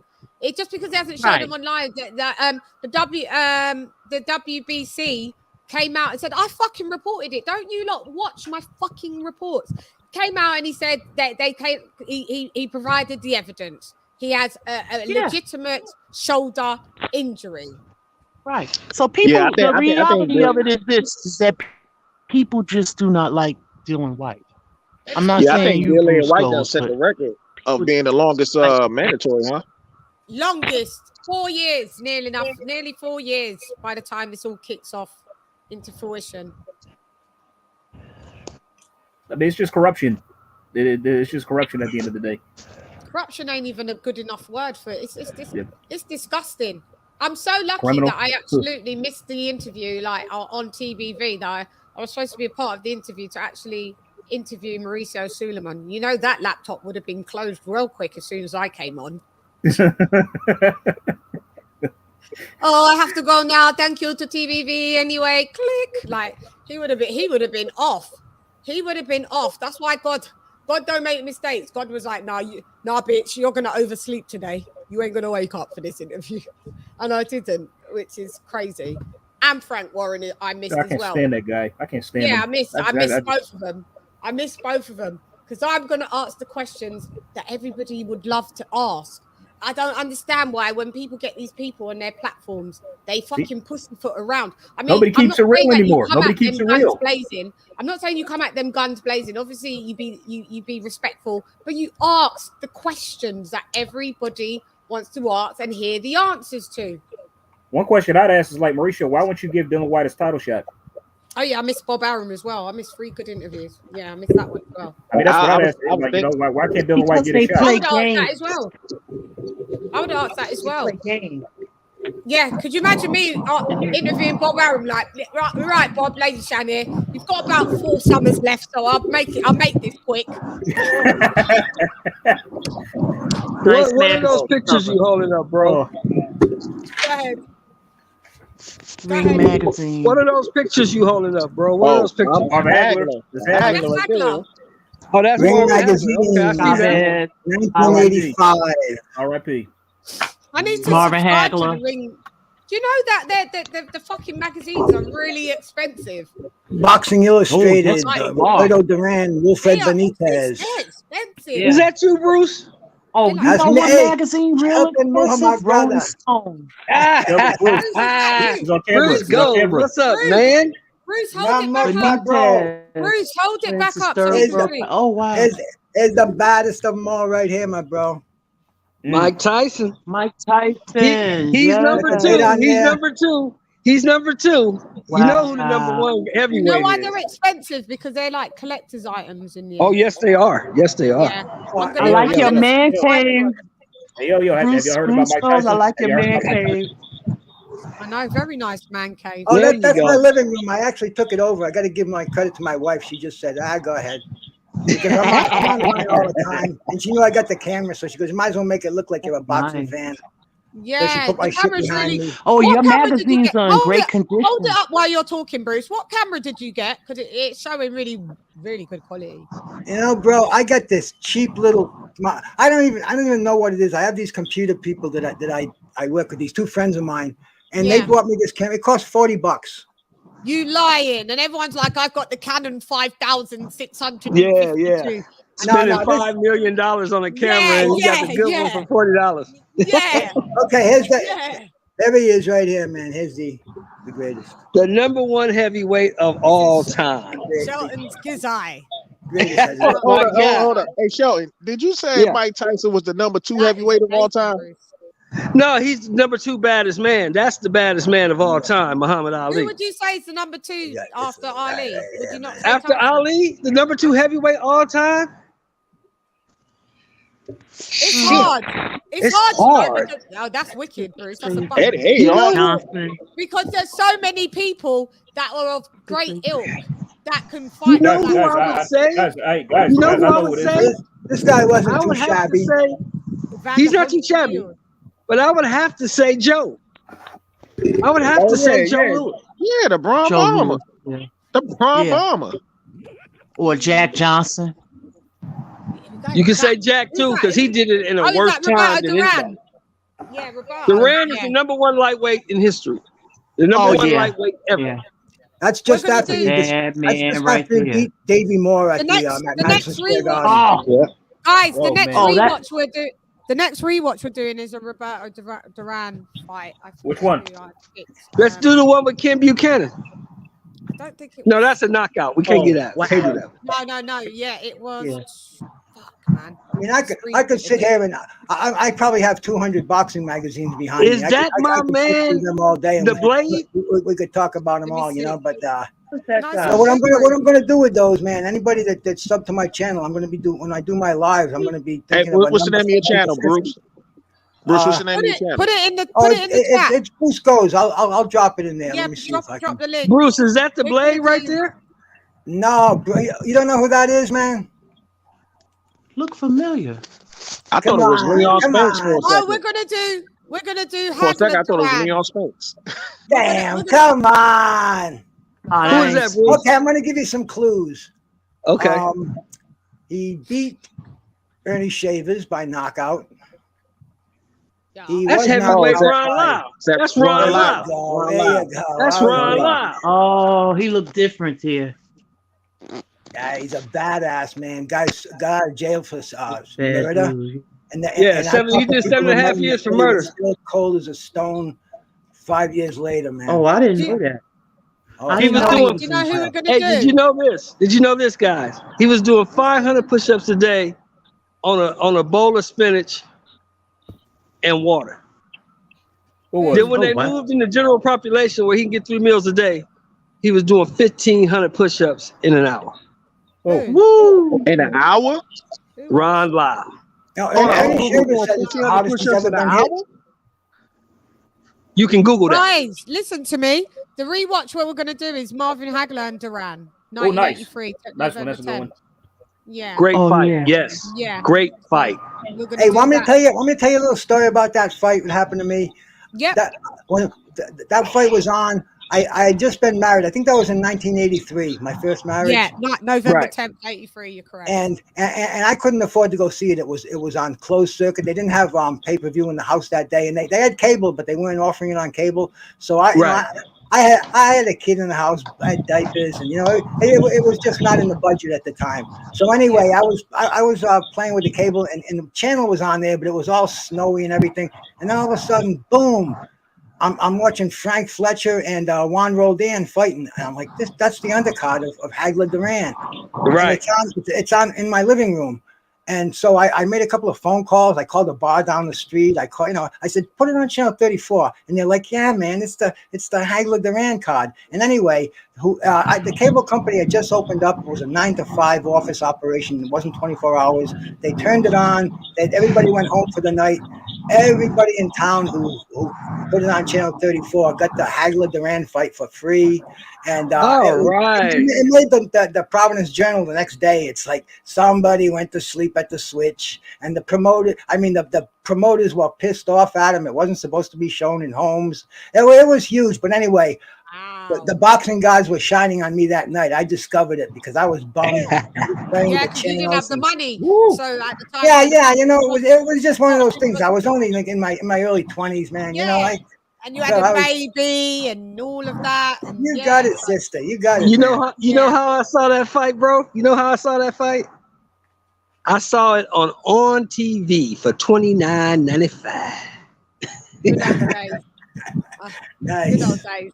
Good old days. Can I tell y'all something funny about my pops? Yep. Like my pops is from Philly, and you know, he used to cap for Philly fighters major back in the day when he was a kid, back in the 70s and the 80s and stuff like that, even in the 60s. He said he didn't like Marvin Hagler at first. You know why? Because he's pretty. Like he kept coming to Philly and beating all the fighters. Yeah, so he's fucking up his thing. So yeah, but that was a lot of those were revenge too. He got his ass beat in Philly a couple of times. He had Willie the Worm Monroe from Philly? Yeah. Yep. Cyclone Hart, all these guys, Bobby Watts. Cyclone Hart, Marvin Hagler. That's a fight we need to watch, Chan. Monroe were the only two guys that beat him. And then Shelton. Yeah, y'all know that's the one we need to watch. You know he's Jesse Hart's dad, right? Sugar Ray Seals held him to a draw. I'm gonna text it to you. Marvin Hagler versus Cyclone Hart. 1 and 2. Yeah, y'all know he's Jesse Hart's. Y'all know he's Jesse Hart's dad, right? He's Jesse Hart's dad. Jesse Hart. He's Jesse Hart is his son. Y'all know that, right? Just to acknowledge what Bev said. If the WBC would have ordered Wilder to fight White, there would be no lawsuit. Of course not. They love Wilder. Yeah. They love Wilder. Wilder's the only champion I know that held the title for 5 years and only fought 2 mandatories. I know. That's wild, isn't it? And they try to compare him to Ali, saying, "Oh, he's made 10 defenses." Against who? Yeah. And he avoided White too. Yes, he ducked White. He didn't want White at all. That's what I said in the report. With the DMs, he's going to freeze him out for 2 years. Yeah. He froze him out. One of my moderators said, they don't have Ali as the number one heavyweight of all time. Oh, that's cool. Well, who do they have? Who? Yeah, it's Antonio Mosley. But Antonio, he's like 20 something. Maybe that's why. Here Who's he have? Fury? I don't know. No, I don't think. No, I think. Who do you have, Antonio? We're in. Yeah, I'd like to know the answer to that. Yeah. Man, the only person you could possibly debate that with is Joe Louis. Because whether you're young or old, right? Everybody just puts Ali. Everyone knows Ali was the best. Okay, he said Joe Louis. Number one. Yeah, I could see that because you know that's 25 title defenses. 25 That's a great debate. Yeah, 25 title defense. All right, we're not gonna put you in the town square and stone you. Well, here's a tidbit, Chan. Here's a tidbit of information for you guys. In 1941, right? Yeah. Joe Louis fought 7 times as the heavyweight champion of the world in 7 months. Yeah, I know. It's wild. Oh yeah. I know. And that's where they got the famous saying, "Bum of the Month Club." Yep. And guys, I watched Rummy's Corner, and there's a really good piece on like. Oh, that's a great channel. I love that channel. That's a great channel. And they went from what was the guy that beat the just out of slavery, Jack Johnson? Yeah. Oh my God. They had footage of him fighting in 1897. Was it against Tommy Burns when he first won the title? He won the title in 1903. Tommy Burns. No. So this was pre this. 1897. Go and check it out on Rummy's Corner. There's. Did he just put that up? Is that a new video? Did he put that up? I'm gonna pull it up. Wait. Okay. Let me pull it up. Yeah. I think he knocked Tommy Burns out in the 15th round. I think. Yeah, after he carried him, and the cops stopped the fight. The cops stopped the fight of all things. Yeah, the cops came in with a pistol and stopped the fight. And then that's right, they did. Yeah. And then when he lost the title, he lost it in the 26th round to Jess Willie. Wow. Bro, it's crazy. Amazing. All right, this is let me get it for you in share. Yeah, and Jack Johnson also said he took a dive with that fight against Jess Willard, and he's got the picture of him. He did say that. Shielding the sun from his eyes. He said he in fact he was ahead on the cards. He was ahead in the fight, but he wanted out. He wanted to come back to America, and he knew he had to lose the title. And this is what Jack Johnson said. He said he threw the fight. So. Wow. He probably did. Well, you know the mob used to control. He was 38. Control the boxing. Come on, man. Bam! Careful, Shelton, man. Good, Shelton? Bam! Accident. Let me go in the house. I don't want to be a witness to nothing. Yeah. Get your ass in. Here we go. With Guys, no you can track, see this, the right? result, you Yep. will Okie dokie. go on a journey. Hopefully Rummy's Corner doesn't I don't own the rights to this, and this is for promotional use only. Rummy, if you need to holler at me, let me know. Don't strike me. I'll take it down if you need be. What is the most significant heavyweight championship bout in each decade? John L. Sullivan. The history books have been written, and Sullivan is regarded as the first heavyweight world champion. Therefore, when examining the 1890s, it might be tempting to pick the 1892 contest, when Sullivan lost the title after he was knocked out by Gentleman Jim Corbett in round 21. But as someone who's always been fascinated by the history of photography and film, in addition to boxing history, my choice for the most significant heavyweight title fight during the 1890s was a no-brainer. Bro, and look there at that they from are. 1890 something. Bob Fitzsimmons, Gentleman Jim Corbett. Incredible. That's wild. Was it don't even look like it's boxing. They look like skinny sumo wrestlers. It's extraordinary. Hey, you see that footwork? Wearing shorts like that now. You can see Bob's receding hair. Hey, you see that footwork? You also might have noticed that Trunk Styles. Back then, he was like crazy as well too. 4 years. Bro, this ain't even boxing. To imagine a heavyweight it's like a mixture of wrestling and boxing. Like those inside the square circle. So the mere fact that we have footage that still exists from this bout makes it the clear standout for me. The first heavyweight championship fight how on they film. even got a camera? Bob Fitzsimmons Only a rich became person the third these days would heavyweight have world a camera. champion This would have been like after the he scored height a of knockout technology to be against able to have Jim a with video a blow to recorder. the You'd solar have to be plexus mad in rich. round 14. When we examine the 1898, this is one of the easiest picks to make. In December of 1908, Jack Johnson became the first Black American heavyweight world champion. There he is. He defeated Tommy Burns in dominant how old fashion. this footage is. The incredible thing about this was that it happened nearly 40 years before Jackie Robinson had broken the color barrier in Major League Baseball. In the context of racial integration in professional sports, the triumphant victory for Jack Johnson was profoundly ahead of its time. In that sense, Joe Gans was even further ahead of his time because he won the lightweight world championship more than 6 years before Johnson had won the heavyweight crown. But Jack Johnson was competing in the marquee weight class, and his legacy commanded a far bigger spotlight when he became heavyweight world champion. Easy pick this one. When Jack Johnson just laughing at him. He toyed with Tommy Burns. He toyed with Tommy Burns in his fight. It had been prearranged but that ain't this if the amazing police to be able to intervened, watch? a points decision would be rendered. Like, and referee I was like, McIntosh I subscribe to Rummy's Corner, and whoever doesn't, you should do. He just I'm subscribed. does amazing. It might be worth perhaps I have considering as well. He Dempsey's does amazing destruction of commentaries. Willard And as a just to be viable able to pull up candidate this footage here. and But I believe the clear pick is the original fight of the century. Like this geezer, you can clearly Jack see he was a Johnson slave. and former champion James like, J. Jeffries. He just came off the from 4th of July in emancipation 1910. I This think bout maybe was 20 largely years another before, product of the what, times with the 1868 or omnipresent something like racial that? undertones And this that was surrounded 1898. Johnson's entire So basically, championship he would have reign been and born the into boxing world slavery. at large His in parents those would have been times. slaves. This event Like, can be seen and as his the parents' personification been- of all that Chan, and perhaps that is how Chan, I it is saw a best documentary on him, and I think that like that Jeffries had no business they were free, and he was leaving born a free man. I think. I don't think Jack Johnson was ever a slave. Retirement,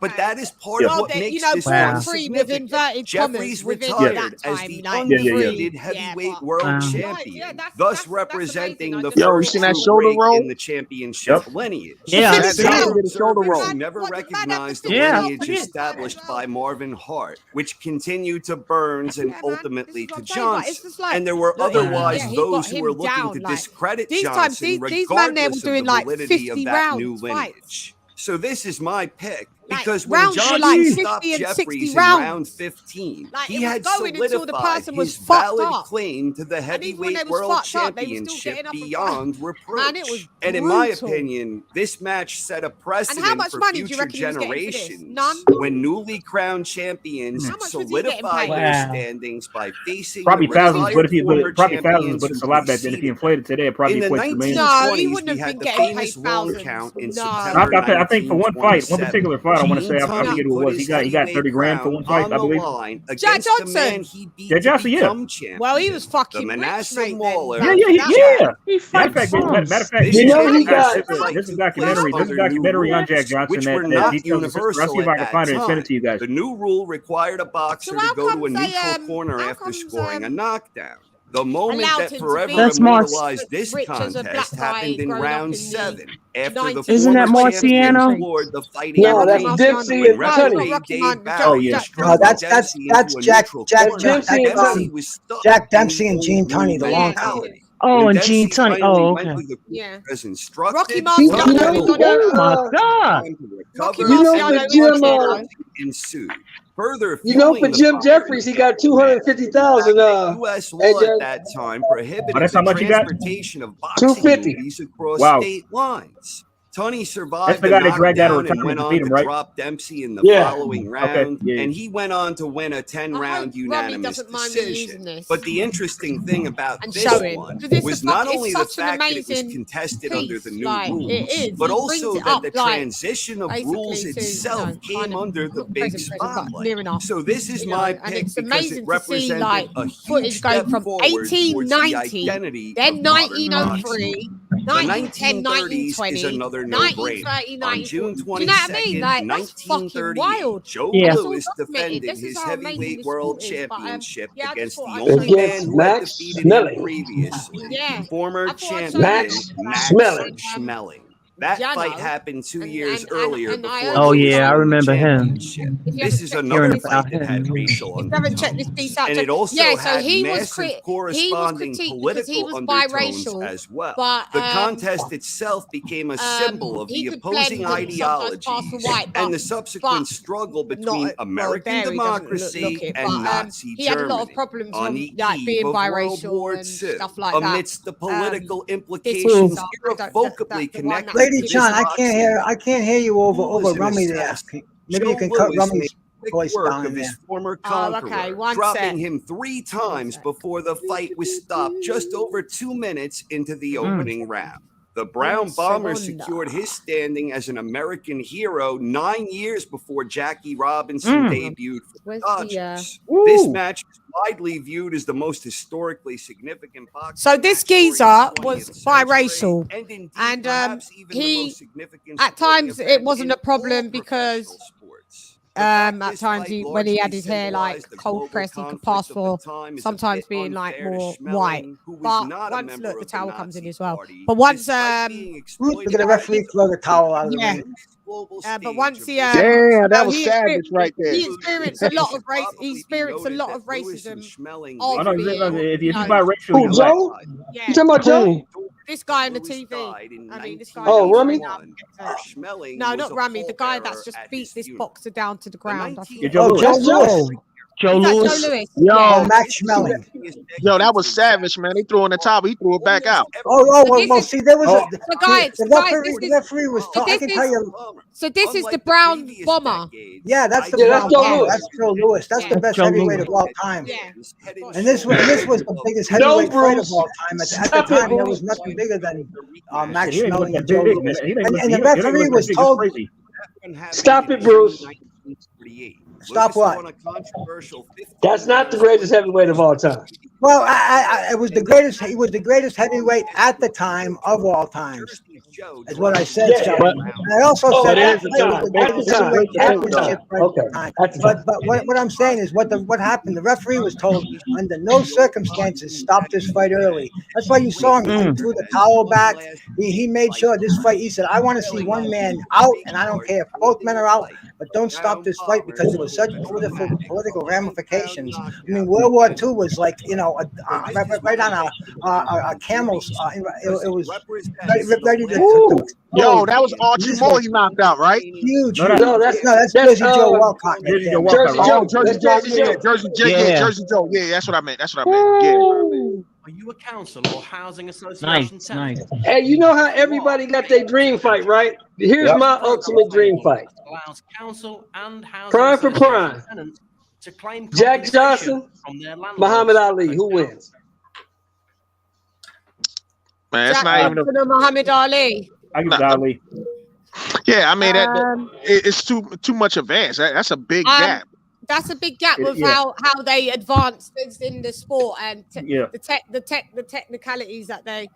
Obviously, Muhammad Ali would have been considered a much better boxer by that period of time, but Jack Johnson was like a brute, and I think it'd be. But you got, but Chan, but you got to fight in 6-ounce gloves, though. You can't fight in 8-ounce gloves. You got to fight in 6-ounce gloves. Jack Johnson would win. And then you got to fight 45 rounds.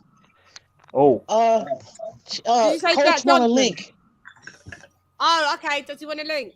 Sorry. Yo, because I had the thingamajig. Hey, Shan. Hey, Shan, highlight Mr. G comment, man. He just dropped some facts about Hagler. Hold up. Okay. Let's have a look. Oh, yeah. Mr. G, what do you say? Mr. G, my G. Now, Hagler fought 8 times in 1973, 11 times in 1974, 7 times in 1975, 7 times in 1976, 7 in 1977, 5 in 78, 5 in 79. Come on, man. Oh my These God. These dudes are suckers nowadays. Damn. Yo, that's so crazy. That is crazy. And this is what I was saying to Lisa today, like why I get so and I think to Alex is why I'm so bored of this era. Like if there was YouTube 30 years ago, 40 years ago, I'd be happy to cover boxing then because it was just so exciting. It was amazing. The level of opponent, the quality, like covering boxing now in comparison to what I even on the cusp of what I grew up watching, it ain't even a thing. This type of boxing is just all cap. It's all cap. Hey, Mal. Oh, hey, what's going on? Salute everybody on the panel. What's up? It's all cap. Young Why coach, did everyone go what's up, man? Huh? I was just saying that it's all cap. Like if I could cover boxing from 20, 30 and 40 years ago, I'd be much happier as a if we could have YouTube 20, 30 and 40 years ago and I was able to be a content creator then, it would be so much better because of the level of boxing, the quality of it, the banging fights, the stacked undercards. Like it was boxing. This is what I grew up watching, boxing. Yeah, I think right now, just the way things are, and I addressed it today on the show. I was like, okay, dude, you know, a lot of people, Shan, a lot of people, they, me, they see my titles, they think they automatically know what I'm gonna talk about before I post the video, and I have people cursing me out. Oh man, what you mean this and that, and like, dude, they don't know it's a curveball that you've thrown. It's like reading you look at the cover of the book and you think that you know what's in the book without reading the pages. Yeah. But I'm saying the same thing. We got to move on. It is what it is. Canelo's doing this thing. We have a fight coming up Saturday. And one guy is not bigger than the sport of boxing.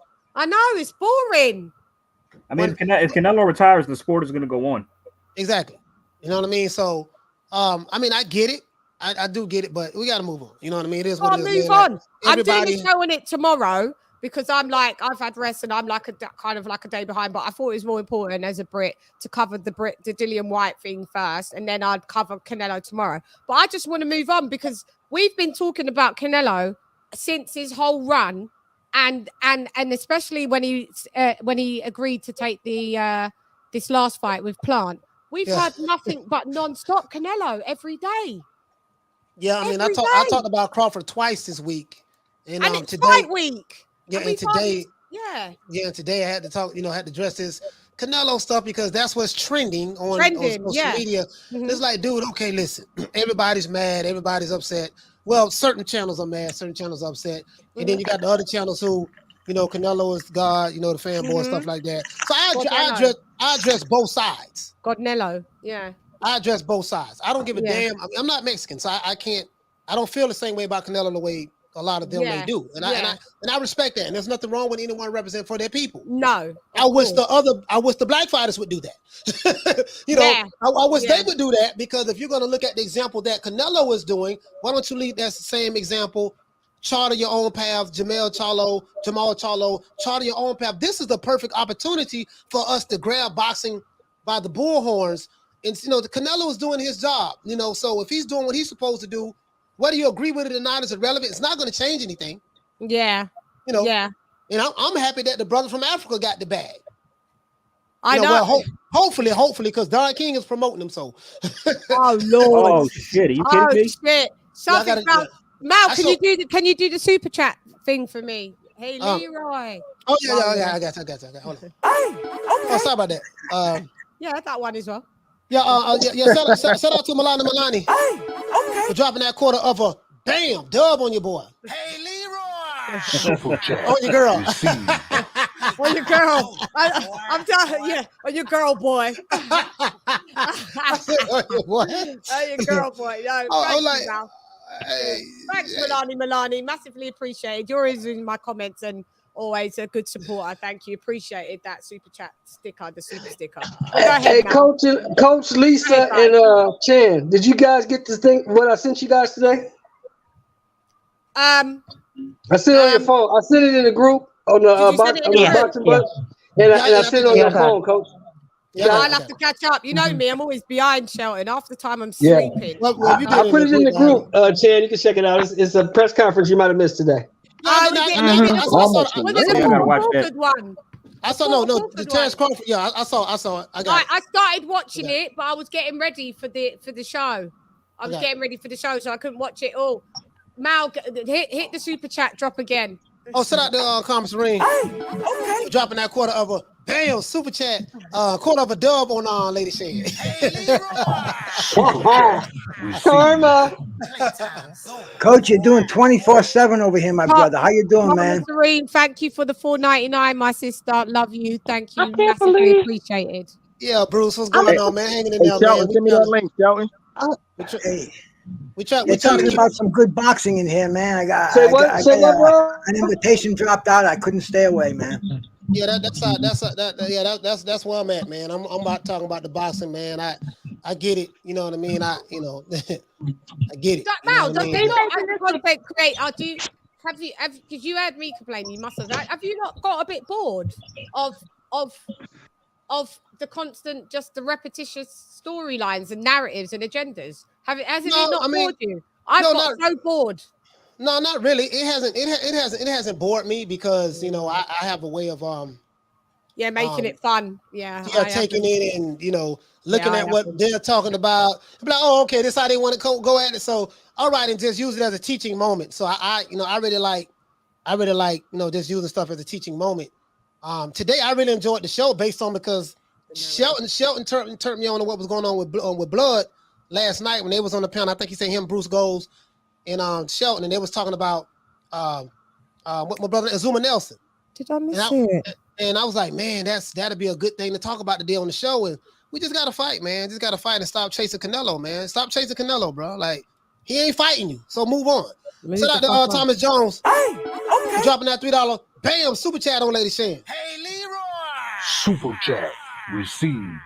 Playtime's over, boy. Hey, Coach, like a switchboard you got? Hang on, let me read it. Yeah. Me and Mal, we tag team like that. We tag team. 70s, when he's here, I always use all his facilities. I'm like, Mal, do this sound for me.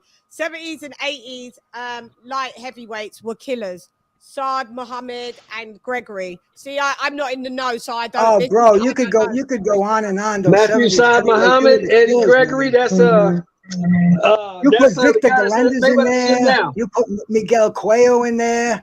You can even throw Michael Spinks in there, bro. He just got out of the Olympics. He was a pro in the 70s and the 80s. Yeah. It was awesome.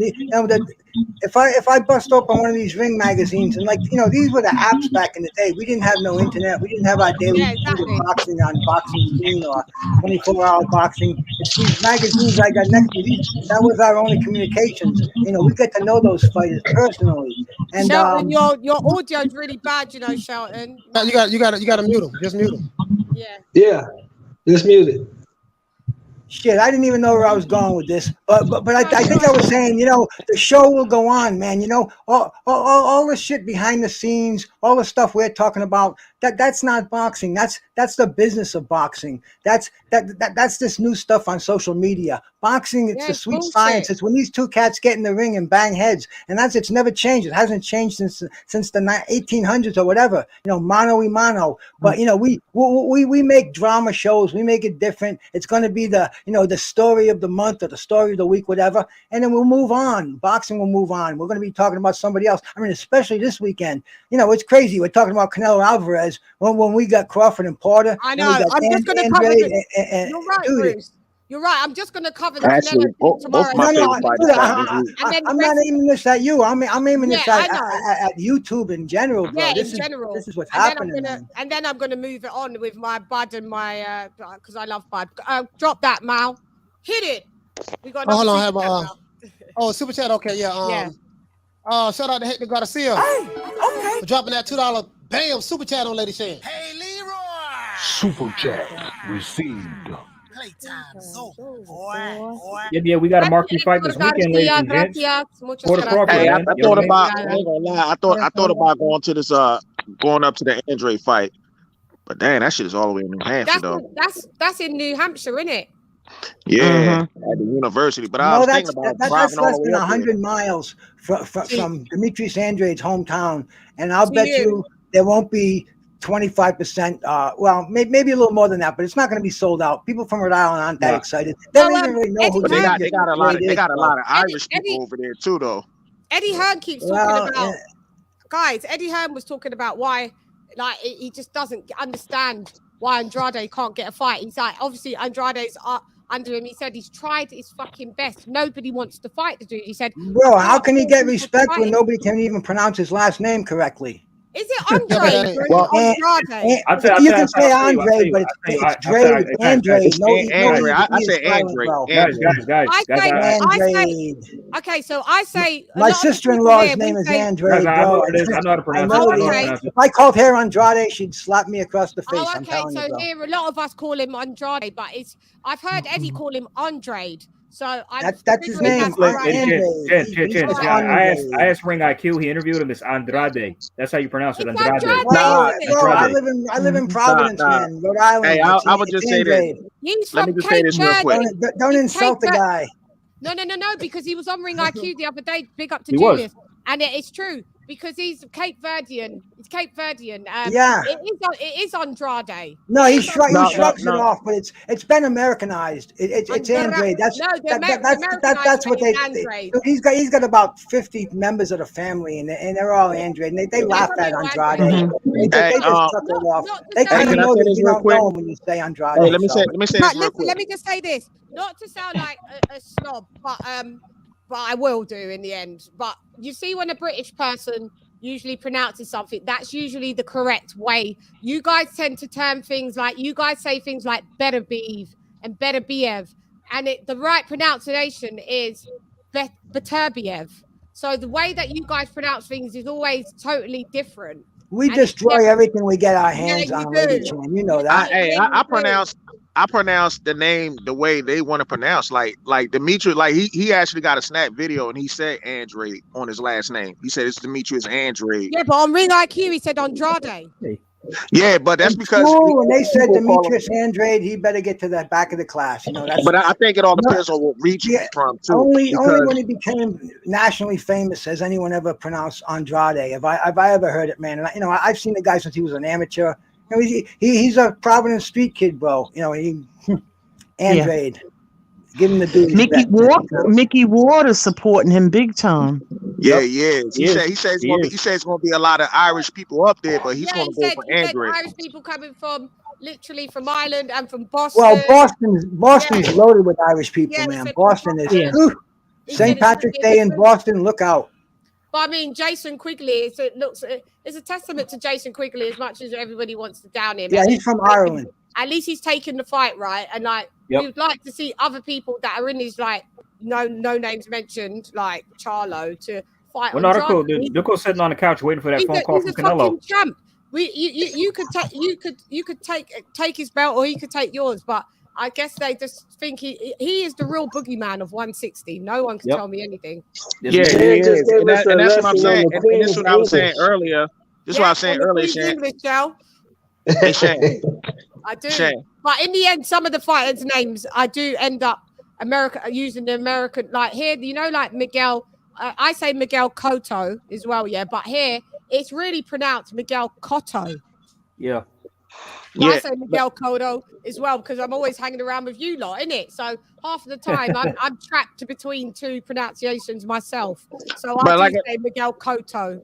I do. But like I said, it all depends on the region because, like, for years and years, you know, as I was growing up, we used to say Lennox Lewis. I didn't know it was pronounced Lennox. You know, so I mean, it all depends on your region too. Yeah, Lennox. We just say Lennox. Big Lennox. That's the first I'm hearing that. I never knew it was pronounced Lennox. No, I see it on TV, like as he's commentating. Brian Kenny said Lennox. Yeah, but we don't pronounce the here with the British accent. We don't pronounce it Lennox. We pronounce it Lennox. So yeah, it's weird. We're weird like that, but it's you could say Lennox, but nobody actually goes around saying. Do you know where that came from, Chan? You know where they got that Lennox from? That came from Belly. Is that where it came from? Came from Belly. Yeah, what was the guy's name in Belly? The Jamaican drug dealer. Jamaican. So yeah, in Jamaica you say Lennox. You say Lennox. Exactly. Exactly. Yeah, you would, and he's Jamaican, so I guess but you know, it's still the slave master's name, so it's Lennox. They would have pronounced it, you know, the English would have pronounced it Lennox once they colonized that name. So yeah. I always try to pronounce the person name however they want to pronounce. You know what I'm saying? I just pronounce it this better be the pronunciation really gets on my nerve. Better beef. You guys with this better beef. I thought it was pronounced better beef. I didn't know who you guys were talking about at first. Some say better BF and some say LadyChann. I was talking to his trainer. Iceman Scully. And he said he doesn't care. But Turviev, better beef. He's one of those shrugs his shoulders. He won't even see. I don't care. LadyChann, can I tell you? I didn't know. I thought his name was Arthur Beterbiev. It's Artur. LadyChann, can I tell you something? As long as his check is signed, he doesn't care. Yeah, I know, but you should have people pronouncing your surname correctly. Can I tell you something? Bro, from the horse's mouth, he doesn't care. Yeah, I know he doesn't care, but I can't pronounce it any other. To me, to say better beef doesn't make any sense. It's not spelt like that. And because because in the UK we're used to Russian names and Eastern European names because they're here. We all grown up together. We know how to pronounce Eastern European names. So yeah, Beterbiev is Artur Beterbiev. LadyChann, can I tell you something right quick? Yeah, of course you can. You better behave. Why? You get it? You better behave. Oh yeah, better behave. Yeah, that was a joke. I think even someone else said that before. I think even Eddie said that as a joke as well. You better behave. Yeah, he said that's a good caption for you to use, Coogan. Yeah. People mock and change surnames. What's another surname that you guys fucking pronounce wrong? Who else is there? Tell me another one. I call Adrian Broner Adrian Bronier. So. Yeah, that's because of real IQ. Another name is I guess they pronounce Bivol, but it's actually pronounced Bivol, right? I pronounce it Bivol. I say Bivol too. Well, this is the thing though. It's like I was taught when I was working at probably Bivol. When I was working at a bar in Orlando. I think I was telling you that there was a lot of people from the UK that used to come to this hotel and stay when a lot of the tourists. And the way it was explained to me is he said, "You guys speak American, we speak English. So basically, you speak like an American. English. So we say things the American way. You guys say things the English way. You know what I mean? Because there's two consensus. Like when we fill out forms, it says American English or or you English, and Right. so I speak there's a difference. English. There's a Yeah, difference. there's a Hey, but difference. did you guys know that the English language is the only language where you have words that the one word has 2 or 3 different meanings? Yeah, I already know that. Oh yeah. Well, I live with a girl from England, and she would say, it's time for tea, and I figured that tea is a cup of tea, but no, tea is like a little meal. Am I not right, LadyChann? Oh yeah, but that's used up north, not in London as much. Well, man, I'll tell you, I'm waiting for a cup of tea, and I'm getting a sandwich and fries and everything. Yo, everybody! I said this is a movie called Formula 51, where Sam Jack went to Scotland. Yeah, and he wore a kilt, like I guess the Scottish guys, they were looking at him and they called him a fag, and they took out a cigarette, like oh. Oh yeah, we call cigarette fags. Yeah, give the fag. Yeah, that's another thing. Yeah. Oh, they had me rolling. I'm not gonna lie. I ain't gonna lie, because like I was in the military and I travel around. I realized I got some words over in the UK. Like y'all say arse. I was like, when I first heard it, I was like, what the hell is that? You say ass, we say arse. Yeah, sitting on your ass. Thank you for your service, well, appreciate you, man. ARS. No problem. Well, see where I live, there's a lot. Rafi's right. Your chick was a northern girl, Bruce. To say tea as food, that's up north. We don't use that down south. Okay, son. Now where I come from, there's a lot of Portuguese immigrants, right? Yeah. And people refer to them derogatorily as greenhorns, and they take offense to that. I've seen people get in fights. You call them a greenhorn, but see, you say it in other parts of the country, it's nothing, man. I say, hey, man, I'm a greenhorn at this, or oh, bro, no, he's just a greenhorn. But with these immigrants, bro, I'm telling the Portuguese especially, they hear that, at the wrong occasion, at the bar, too many drinks, bang, teeth are going to get loosened. You know what I'm saying? I ain't gonna lie. Actually, Bruce, I've been to Providence so many times. It's a party town. Like I got a lot of Cape Verdeans. You know it, brother. Doesn't matter what color you are in Providence, bro. Yeah, see, Paul Evans, he's from Wales, and they use the term for tea as for food, and tea is drinking. See, yeah, in London, in South, we don't use that term. But you guys say fanny for your bum, for your butts, right? Man, you'd have to be a fag, a cigarette smoker to say that. But you know what I'm saying, man? Okay, yeah. Well, fanny for us is a vagina. So.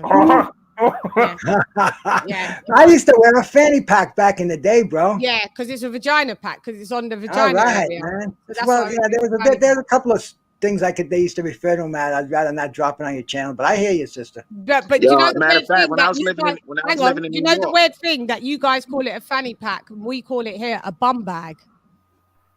Yeah, when I was living in New York, I guess they was calling each one of them used to call them Lucy's. Yeah, I heard about that. Yeah, that's true. What, for cigarettes? Yeah, if you want to get some, if you want to get a single, they call them Lucy's. Singles, we call it singles. Yeah, it depends what part of the UK you're from. Up north, talk different. Like if you're from the country, it's a totally different dialect. If you're from the capital, you'll speak a different dialect from people in the country. There's me in my fanny pack. Back in the day, bro, the fanny pack cowboy. Look out, ladies. Yeah, the fanny pack.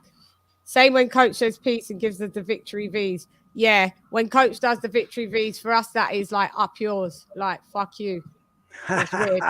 Yeah, but it depends on the way that you put your fingers. If you face it, your fingers facing the screen, that's peace. If you do it the other way around, it's like fuck off. Hey, Chan, you having a watch party for Crawford Porter? Hell to the year. Oh, okay. So everyone's invited. I'm in on that one. Yeah, I'm coming. Coach we'll probably chime in and do it like a simulcast or something like that. Or definitely. I saw brief clips of Bud at that press conference. He is gauge from that. Talk to me because I didn't. I just saw a couple minutes, but he looks razor focused, man. It's like he looks ready to do a job. Yep. He looks like he ain't playing. You know what I mean? He's here to make I think he wants to make a statement in this fight. He really does. Yeah, he does, and he will. I've got to do my official prediction. We'll do a show probably on the Friday. Okay. We'll do one on Friday, and we'll get everyone's predictions in. Lisa, have you got to see that yet? No, I'm gonna watch it. Okay, everybody be quiet. Don't tell Lisa nothing. Let her see the comments that he made. Okay. I didn't get to see them all either. I didn't see the whole. I just saw it briefly a couple minutes, but I'm gonna see the No, whole. I'm talking about listen to the. I'm talking about Blood, Sweat, and Tears Part 2. Listen to Bud talk. Oh yeah. I see. Listen to him talk. Don't tell her. Only thing I did was I did buy the fight today. Yeah, I'm buying it tomorrow. I'm buying it tomorrow. Absolutely. You know I'm supporting that. Is it? Well, you know I heard it. You know I heard it, Sheldon. Yeah, I know you heard it. I know you heard it, Coach.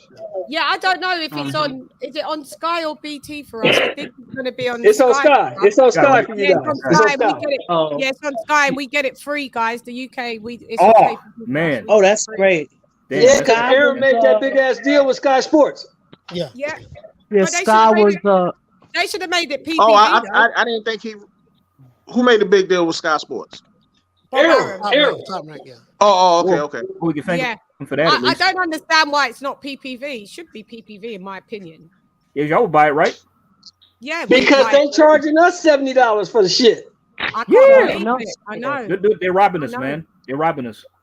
Well, they're not robbing. To me, that fight is worth $70. That fight is worth it. That's worth it on its own. What's the undercard saying? What's the undercard? Oh, they got Isaac Dog. Oh, a bunch of guys you never heard of. They got Isaac Dog, Chris Diaz, and they got Janny Beck, Alan Kahuli versus Hassan Danam. Those are two of the other Janny Beck. That'll be a potential fight for Andre, right? If he wins and Andre wins. Bold. He is coming for Andre, bro. He's coming for Andre, man. So is there any other title fight? Do you know? I didn't realize. Okay, never mind.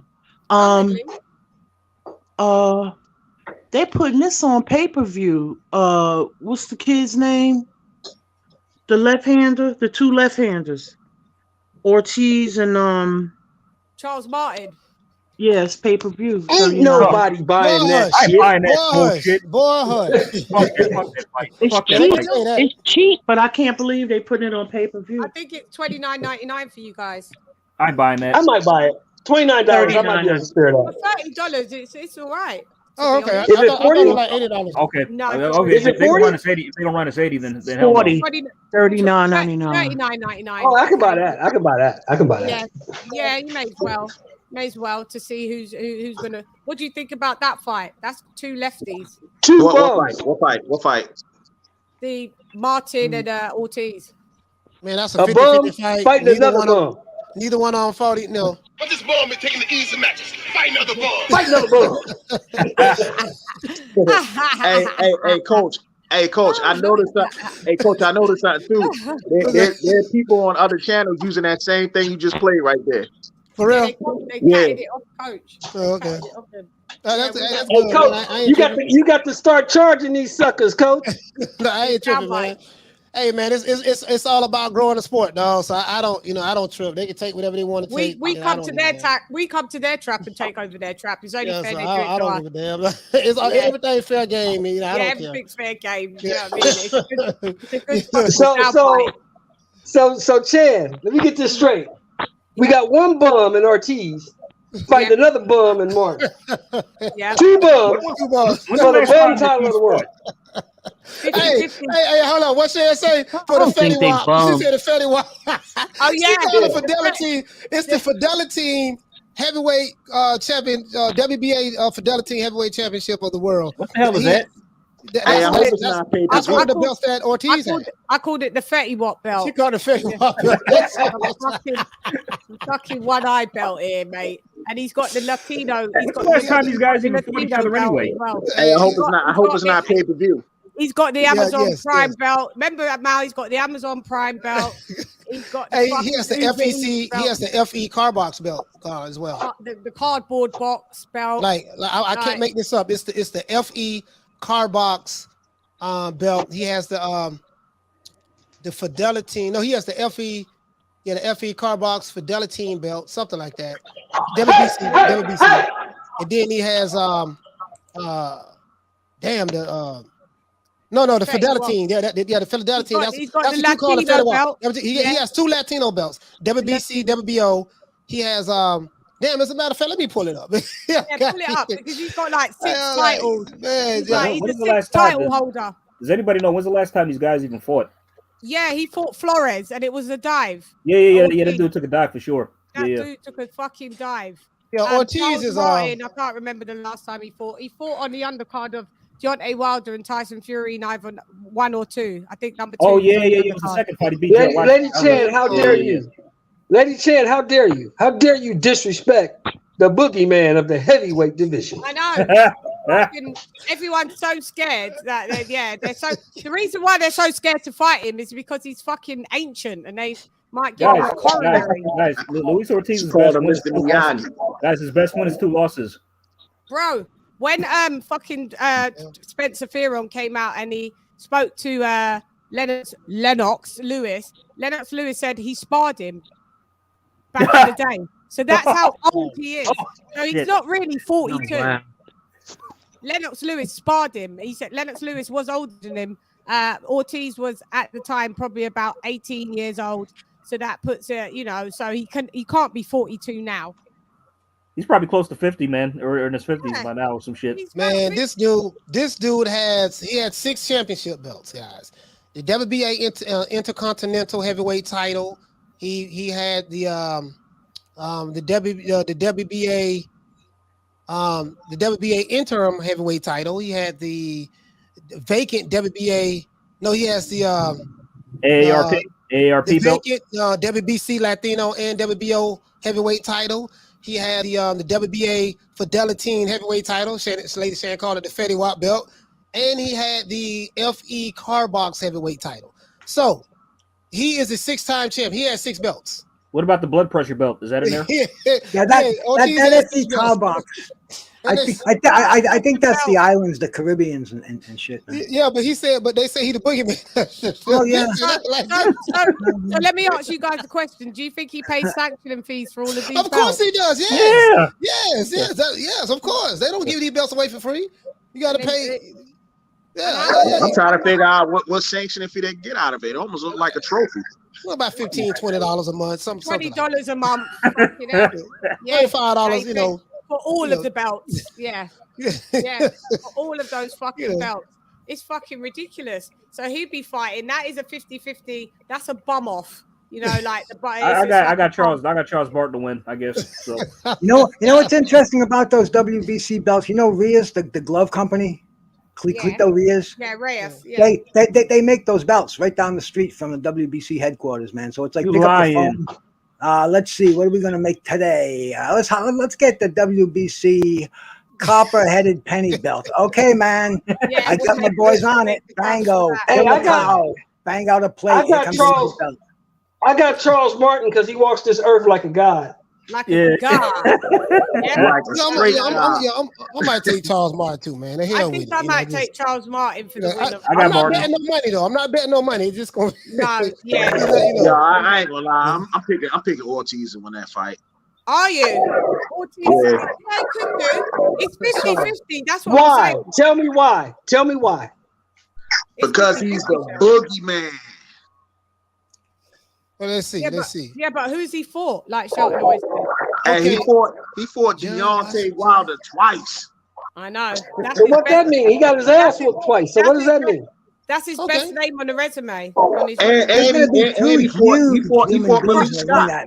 He fought Malik Scott and Bryant Jennings. Who the fuck is that? Did he fight David Price? No. Who the fuck is that? Did he fight Dave Allen then? Yeah, he fought Dave Allen. Who the fuck is that? I know. The white rhino. Yeah, I know. No one's bums. I can't believe they fooled us and made us think that fucking Luis Ortiz was the biggest thing since sliced bread until Maui did the fucking show. Now you know why they did that, right, Shan? You know why they did that? For Wilder. To make Wilder. They did that. They did that to block Dillian Whyte for getting a shot with Wilder. Yeah. That's the reason why they pumped up Ortiz as the boogeyman. Yep, and also Anthony Joshua offered him $7 million to fight. When Gerald Miller popped 30. Yep, and he turned it down for $7 million because he got $10 million from Wilder, Chan. He got $10 million for $10. Bro, I can't believe they said that. Ortiz got paid $10 million to fight Wilder. Where the money came from? Where did it come from? Yeah. The fight The whole goddamn fight didn't make $10 million. Yeah, I was about to say, did Wilder get paid $10 million? No, not even he. He got two or three. The fight, it was like 7,000-8,000. No, hold on, no. It was about. No, that's two. I think that's the second fight. The second fight, it was like maybe 10 or 11,000 people there, if that, maybe. Yep. It was. It was sell out though, right? It was terrible. It was terrible. Hell, they didn't do nowhere near selling out, bro. It was terrible. They didn't know where. I'm like, where did the 10 million come from? And the pay-per-views was like minimal, bro. It was like 200,000. Hey, they made that on the back end, coach. It was on the back end. Yeah, 200,000. Like it was like on the back end. Okay, hold on, y'all. You know what's weird about that, coach? Let's break it down for him. Okay, let's talk about this back end. Bro, just let me ask this one question. How can they sell 200,000 pay-per-views and then you got 1 million people next day that saw the fight, man? There must have been some crowded living rooms that night, huh? Oh, man, this is the math doesn't add up. Let me break down this bracket for you, Bruce. Okay, so here you go. So here you go. You got 200,000 pay-per-views, let's say, right? Now Showtime got to get they cut. Yeah. PBC got to get they cut. With interest. The federal government got to get they cut. Yep. Because the fight was in New York. The first ones, bro. Your trainer. And the state government got to get they cut. You can't. He walked away with $30. Whatever's left after all of that, whatever's left, you got to divide between the fighter, the trainer, and everybody else. So how much is really left? None. This is what I'm saying. But yeah, y'all heard Joe Joyce. You heard Ortiz ducked Joe Joyce. About a hit or two left on the blunt, and that's it, him and then said he didn't. So I don't know who's telling the truth. I believe Joe. Joe Joyce said, "Yeah, we offered him," and he said no. And then he came out and said, "You lying? Robbery puppy, robbery puppy." Hey, then Ortiz ducked AJ too. Yeah, he turned down $7 million. He turned down $7 million. I mean, to be fair, he couldn't do it because Al Heyman told him not to. Yeah, but wait, what he said, Coach. He said $12 million when you ain't never made no more than two. $12 million was slave wages. Shelton and Dillian Whyte offered him $5 million, and he turned that down. But you ain't never made more than two, Chad. But you ain't never made more than two. Huh? But you ain't never made more than two, and he offered you $5. He's never made more. He's never made his whole career. Hey, Chad, this would get me though. You know, I bless Ortiz. He was the boogeyman of the division. Didn't nobody want to fight him. I blessed him. I blessed Tyson Fury. He was at home on coke, 700 pounds. I blessed him. maybe he needs to stop blessing, because what happens every time he issues a blessing, he gets cursed. So he needs to stop blessing people. No, but this is the thing though. They said, I told you this, and Shelton, I told you this. Every time these guys fight off of every time they leave the PBC protection program and they fight another fighter that's not a PBC fighter, they get their ass whipped. Bro, I'm telling you. Every single time. I'm saying the top fighters. The top fighters, as long as they fight those in-house fights, everything is good. But as soon as they, gonna fight Fury, see how that work out. We're gonna fight out. Coach. Hey, coach. This is why they're keeping. They're protecting Tank and keeping him in house. That's exactly why. This ball been taking the easy matches. Right now, the ball. They know what's gonna happen. Hey, yo, wait, right quick. I mean, they know what's gonna happen to that midget if he. Hey, Ness was captain for Tank this morning too, man. He said Tank was a superstar, and I was like, damn, how you a superstar making $200,000 a pay-per-view? I can't with Leonard anymore. I can't with that guy. I'm serious, man. I can't listen to him. I can't. Ness is definitely, he has to be paid by the PBC. Yeah, man. He's on that payroll.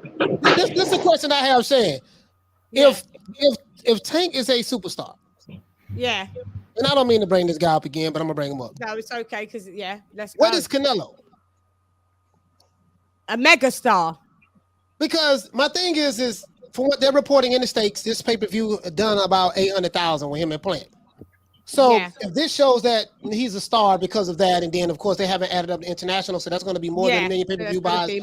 How are you going to tell me, Leonard, that 200,000 pay-per-view pay-per-views that Tank is sold is a star. Yeah. He's fucking Bro, he knows. Lelaby Garage Lelaby is full of shit, man. Hey, you know what it is, right? You know what it is. Tank. Canelo is Tank at 168. That's why.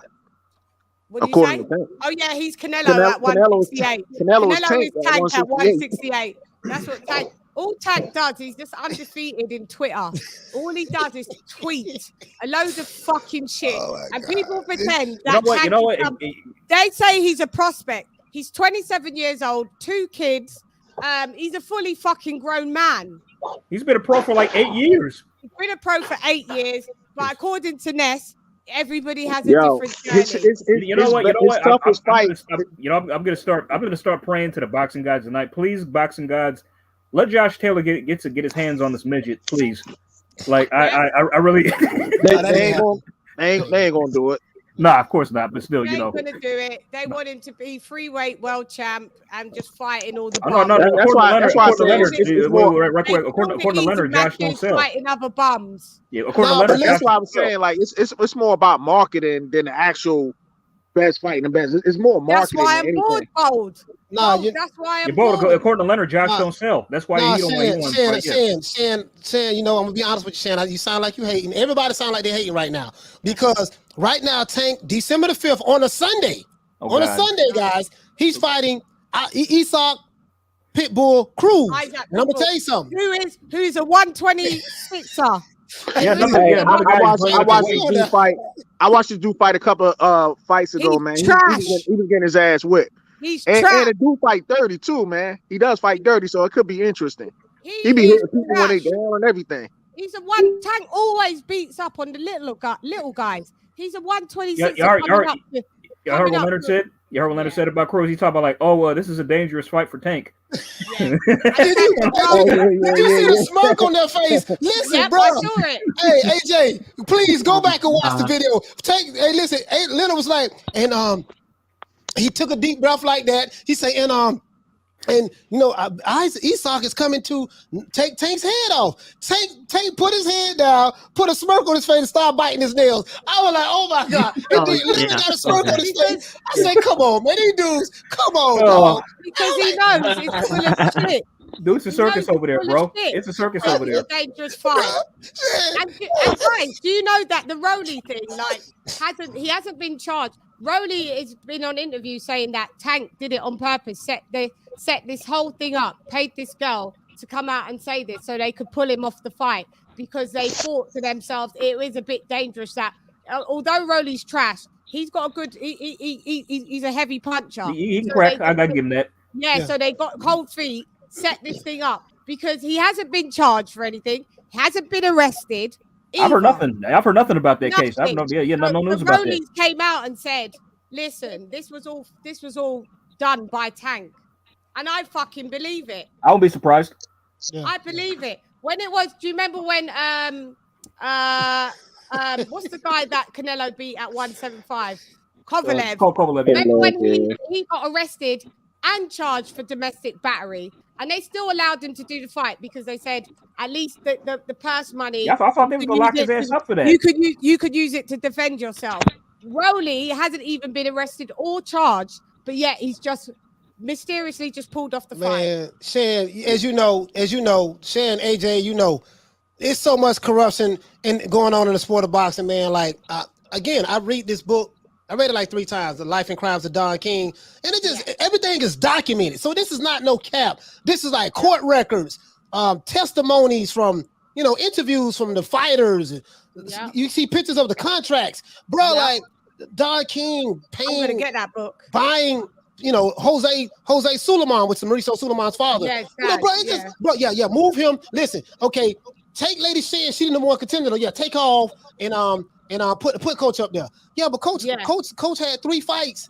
He only had 3 fights. He's 1-2. He got knocked out his last 2 fights. Yeah, don't worry about that. No, just put him up there. He's still dangerous. Listen, Tank is finna fight Coach. Listen, he's ranked number 1 with the I laugh at these guys when they say, "Yeah, man, the Ring Magazine got him ranked this and Box Reg." Oh, but listen, Box Reg, that's supposed to be the Bible, right? Bull to the you know what.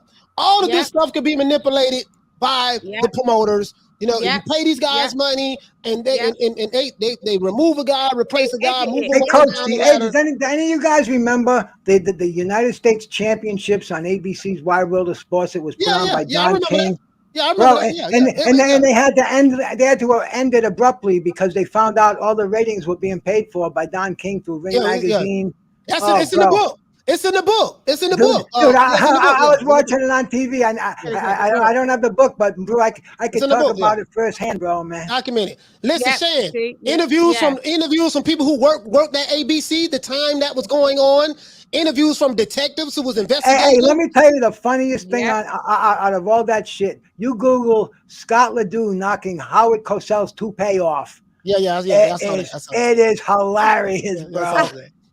Dude, I need to get this book. You know, I'm gonna get it. Oh, See, Scott Ledoux got beat by this guy Johnny Bordeaux, and he was manipulated by Don King. He had an impeccable record. In reality, he was like 6-5. He came in there with like a 24-3 with 22 knockouts. And Scott Ledoux, he's a tried and true workhorse, man. The guy fought everybody. He fought Larry Holmes. He fought Mike Weaver. I mean, Scott Ledoux, he got his ass kicked by everybody, man. Even my boy John Dino Dennis from Rhode Island. But anyway, Scott Ledoux kicked this guy Johnny Bordeaux's ass, and they gave the decision to Bordeaux. And Scott Ledoux's corner went crazy on live TV, man. And the government got involved. They started checking records. They had to suspend the whole tournament. It was big. It was held on a USS naval, a big naval ship. Shan, it's in the book. Shan, it's in the book. Shan, I'm buying the book. When I get in the book, bro. Bruce Goes will tell it to you as it went down, sister. Shan, check this out. Check this out. Marvin Hagler. Check this out. Marvin Hagler. But he fought 50 on his 50th fight. He got a chance to fight for the title. 50. Oh yeah, and that had to be threatened by the United States Senate. Shan, guess what? Kennedy and the House Speaker Tip O'Neill, they had to threaten the WBC to sanction that fight, or they were going to do an investigation and stick the IRA on the IRS. Check this out. Guess what happened? 50th fight, because he wouldn't sign with Don King. He wouldn't sign with nobody. Listen. Hagler had his own team, but King wanted him to sign with him. Like, nah, we ain't doing that. So that was their way of punishing him. On his 50th fight, he fought Vito. He fought a dude named Vito, right? Mm-hmm. He beat the dude ass. But it went to the decision. They gave the fight to Vito. Marvin Hagler said from this point forward, he would not allow any fight that he has to go to the judges. And let me tell you something too. I remember that fight like it was yesterday, 7 years straight, Shan, 7 years straight, he was knocking out everybody. And when he finally won the belt, he won the belt again. Like maybe like 2 years, he won the belt again. Like that next year, he got the belt. And 7 years straight, goddamn it, he was knocking everybody. He said he'll never allow another fight to go to the scorecards again. But I'll tell you though, man, that Vito Interfermo fight, Vito fought a really good fight, probably the best fight he ever fought. Granted, Hagler won, but it wasn't like the robbery of all time, man. It wasn't, if that happened today, it would be talked about the next day, and then they let it go, But because Marvin Hagler, he got screwed, but like the coach said, he put the fists up. He said these hands are going to be the judge. Nobody survived the final bell until Roberto Duran, and after that, it was Sugar Ray Leonard. Sugar Ray, yes. But bro, Hagler had that chip on his shoulder, man. The Petronelli brothers, he stuck with them. They're the ones who discovered him from an amateur. They didn't take a purse off the guy until he started making big money. And Marvin Hagler.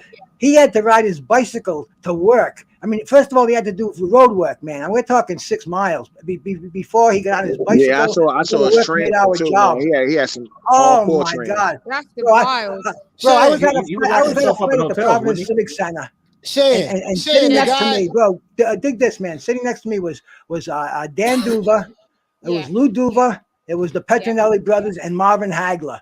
And whoever sat in front and back of Marvin Hagler, his brother Robbie Sims was fighting. He was going nuts. He was jumping up and down, swinging, yelling at Robbie Sims. I was in the 4th row, and dude, whoever sat, and what are you gonna say? Hey Marvin, sit your ass down. I just paid $25, which was big money back then, for this ticket. But man, it was a night to remember. And I'm telling the guys with me, you know who those guys are? That's That's Pat. That's Gino Petronelli. That's Lou Duva. Fred Flintstone right there, man. It was so cool. But Marvin Hagler, shout out to him, man. Probably the best middleweight, definitely the best middleweight in my lifetime, but maybe the best middleweight of all time. Listen, Shelton, here's the link. Sorry, Shan, these dudes, talking about big fish. Yeah. These guys are, of course, I'm not just picking on Errol Spence. I'm not, I just say that because a lot of these guys feel that way. Not just really talking about Spence, but I'm like, dude, you got, I'm a star. This dude had 50 fights before he got a chance to fight for the title. I know, and we're the same. You dudes had hyperbolic. You got hyperbolic chambers. You got all this technology and stuff. These dudes ain't have nothing. And Marvin Hagler had a construction job. Yeah, when he started out, I know that. Yeah, he had a construction job. Come on, man. Look at these dudes, man. I ain't trying to. And bro, almost 10 years he cleaned out the middleweight division, beat everybody up, man. Everybody. They had to build up fighters for Marvin Hagler, and they wanted him to move to light heavyweight to fight Michael Spinks. He said, no. I'm a middleweight, man. This is my division. Middleweight from day one till the day he retired after Sugar Ray Leonard. Retired. Hey, Go ahead, Shelton. Yeah. You remember what we was talking about the other day? What? Which bit? When I called you, we talked. I saw. Did I call you? Or I text you? No. You might have thought you did. No, we was talking on the phone the other day, and I left you a voice message on the group. And you told me I already got it. You told me don't worry about it. I already got it. I already got it. Oh, Shelton, I don't remember. The position, Chan. They just called me. Oh, yeah. Congratulations. Yeah, you told me I was going to get it. You told me I was going to get it. Congratulations, Shelton. Yeah, congratulations. I don't know what it is, but congratulations. No, what happened was somebody fell at the job I was on, so they shut it down. OSHA came and did a big investigation. They shut the job down. Well, in the meantime, while we was at home, I was still getting paid. They offered me another position as a safety manager, starting at 120 grand a year, with chance to move up. So I applied for it, and they just gave me the call about 10 minutes ago. Told me I got. When I got off the phone, they told me I got. What did I say? What did I say? You said you already got it. Don't even worry about it. You told me you already got it. Don't worry. Hey, Shelton, making 120,000 a year in California, that's like minimum wage, right? Kinda. It's so fucking expensive. Give him a round of no applause wage at all. Yeah. A round of applause.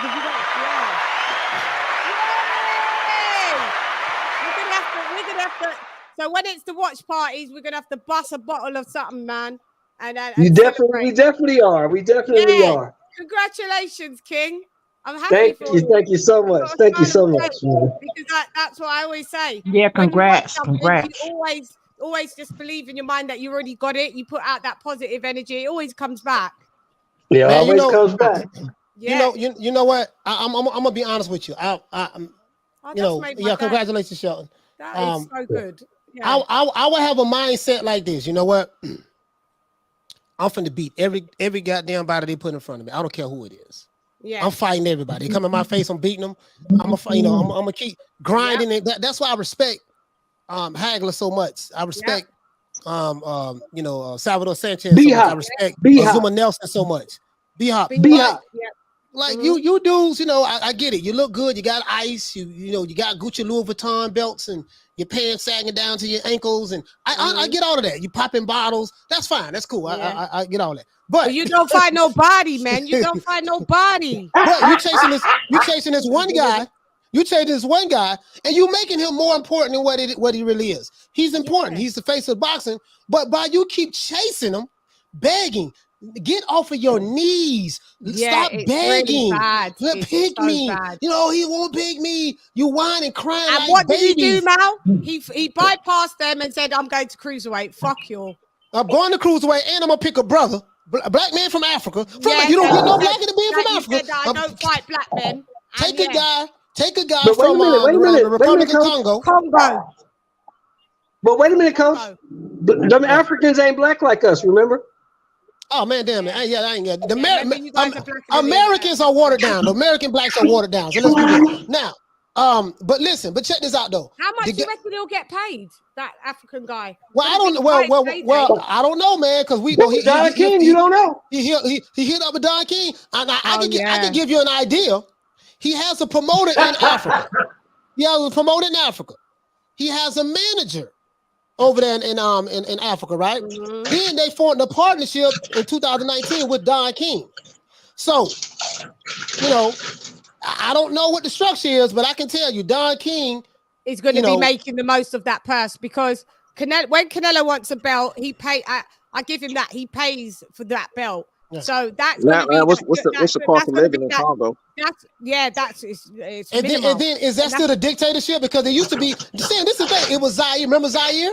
Yeah, that's Zaire. That was formerly Zaire under Mobutu. Well, it was Congo before Zaire, and then it went back. Congo before Zaire. Yeah, but have you ever seen the documentaries about the Rumble in the Jungle when they were building the stadium? Mobutu had prisoners executed that weren't pulling the line. I mean, it was barbaric, bro. And this is what I'm saying. That was the way of life over there, man. And Gaddafi tried to get the transmission in his country, man. Can you imagine today? How fragile it is, what would happen if they had an international event there, like a big fight. I don't see it happening. No, but just to be fair, like the reason why Congo is like one of the poorest countries in the world, because it was raped. It was raped. You know, like it was raped. Yeah, it got all that soil. They got that soil in there. Yeah, but today they're finding rare minerals there in these African countries where they're finding new wealth. No disrespect, but no disrespect. Facts is facts, and history is history.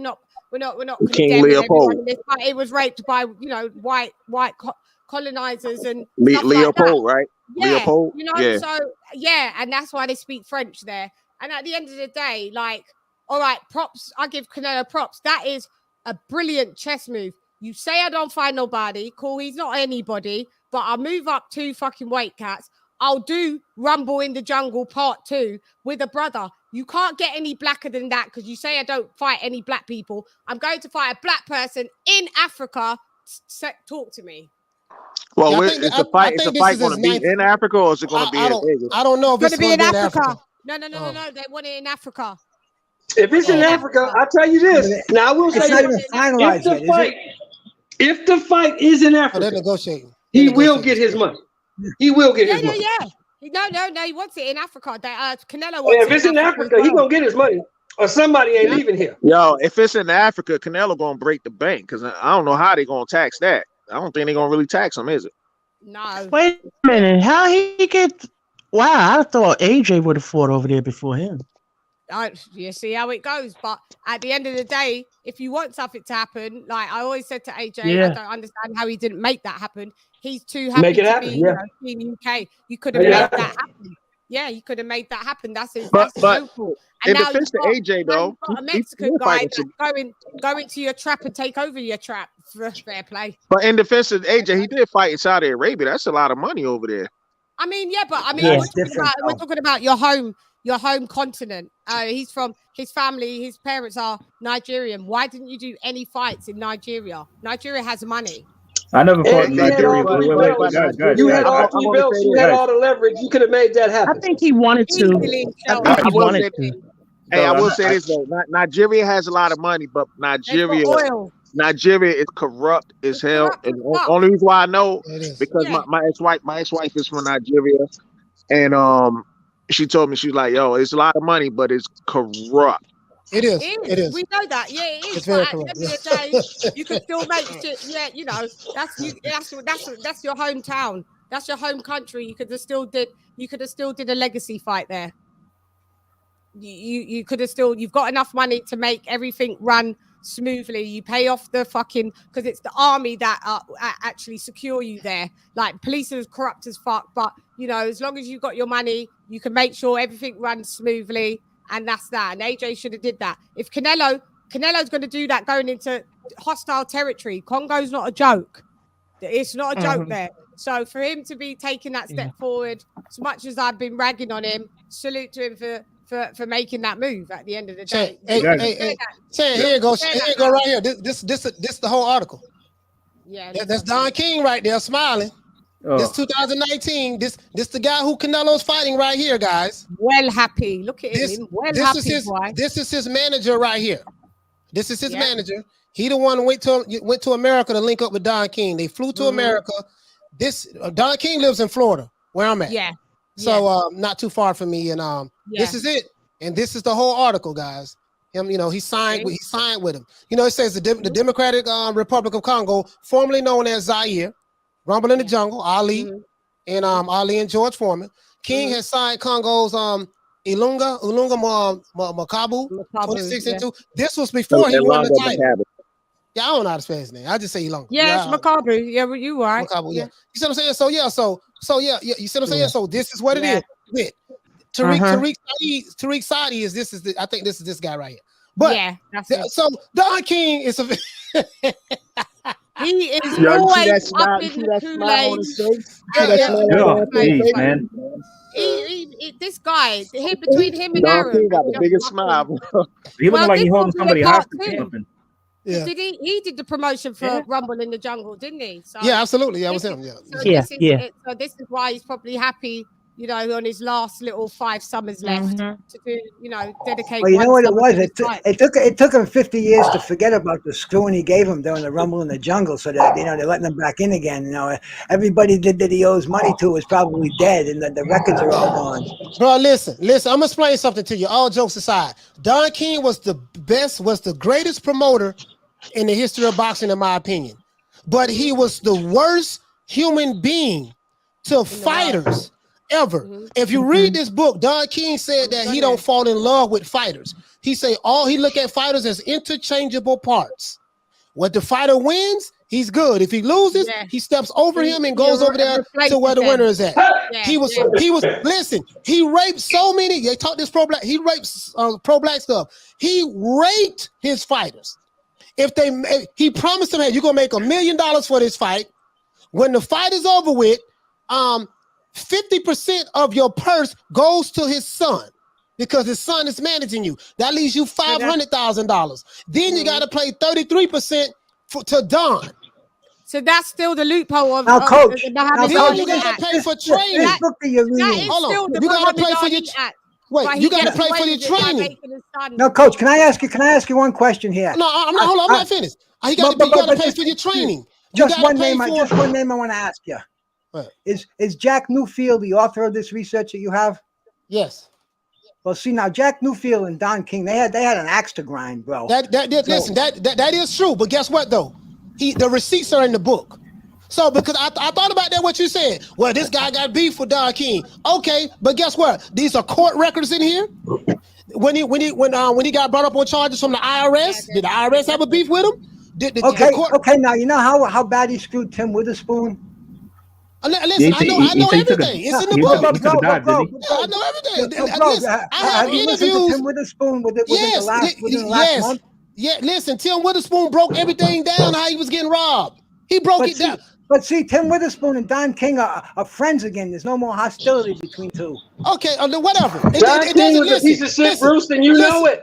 Bruce, the guy, listen, I got shot in the neck and the back by a guy named Dwight Valdez. Me and him is okay. It doesn't hide the fact that he still shot me. So what the hell that mean? You know the story about the mouse getting the ride over the lake on the back of the snake, bro. I mean, you're dealing with Don King. You know what you're dealing with, bro. And the fighters do that too. I mean, you gotta talk to Nate Campbell, bro. Nate Campbell went up and down with Don King. He can tell you some real Don King stories, bro.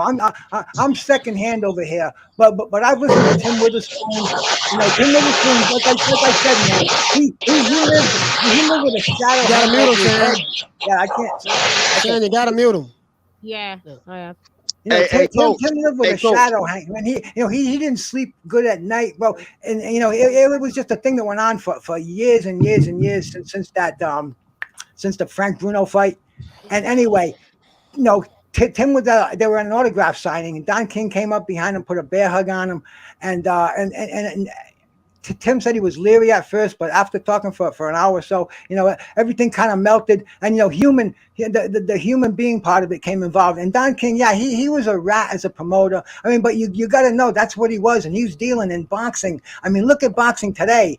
Imagine back then when things were not as open as they are today. He was dealing in the fucking swamp, and he was the bottom feeder. Don King, and he came out of it, unscathed basically. And people have all these bad stories, but the fighters, you ask the fighters, and you're not going to hear a lot from fighters that say they were screwed by Don King, because a lot of them they went to court, you know what, Bruce, you sound like a Don King. All due respect, you sound like you in love with King. It's not true. No.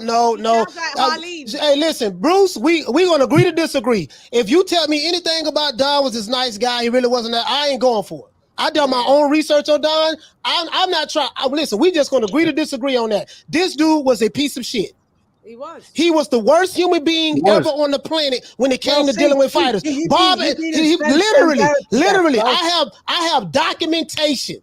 I don't have secondhand information. I have primary sources of information. I've been on from different, from Julio Cesar Chavez to Tim Witherspoon to Larry Holmes to Buster Douglas to Mike Tyson. Let me interject. Tony Tibbs, Tucker. Who released Don King on boxing, bro? And I spoke to Hasim Ruttman, and on my show he said Don King ripped him off as well. Fact. He ripped everybody off, man. But see, Don King killed two people. Bruce, hold up, Bruce. One of his friends, Sam Garrett, did that. Hold up, Bruce. No, wait. I'm not going to hold up. Let me just finish this, man. I want to forget. He stomped his friend Sam Garrett to death. He was in jail for fucking murder, bro. And he was released after killing two people. What do you think you're going to release? A fucking saint, man? Don King was a mob. He was a bookie. He came back as a smart, educated bookie and a smart con man. He learned. He was still a piece of shit, though. So, bro, he was still a piece of shit. We sick him on the boxing world. I mean, you got that book where he got into it with Ali for the Children's Hospital, and then he saw, man, there's a gold mine here, and I think this Children's Hospital got. Okay, you saying all that to say what, Bruce? You saying all that to say what? I'm saying all that to say Don King was a rat and a skunk, but we let it go on in boxing, just like we're letting it go on today. And the bottom line is, he gave us the best fights in the history of the heavyweight division. We got the best fights. He did get the best fights. He did get the best fights. That's what he did. He was the fan-friendliest man in the world. He gave us the greatest fights in the heavyweight division that were ever shown on free television at that, bro. I mean, Don King was a rat, but he delivered the product. Yeah, but at the cost of what? He did deliver the product. I will say that. He delivered the product, but at the cost of what? It was sacrificial. Okay, so he was a rat and a skunk, but he delivered the product. What are you going to do? Beat on a 90-year-old guy? He's technically doing what I am going to be on a 90-year-old guy. Dana White is doing what Don King doing today. Dana White for the UFC, like, he's delivering the product, but you check the fighters, but they ain't getting paid as much. No. I live by this, Bruce. Here's something I live by, Bruce. My grandmother told me this when I was a kid. She said, if three different people say the exact same thing about you, there's got to be some truth to it. Yeah. Now, Coaston just gave you 7 people who say the exact same thing about Don King. 7. He just named 7. I'm probably pretty sure it's more, huh, Coach? Well, see, that's why a jury's comprised of 12, bro.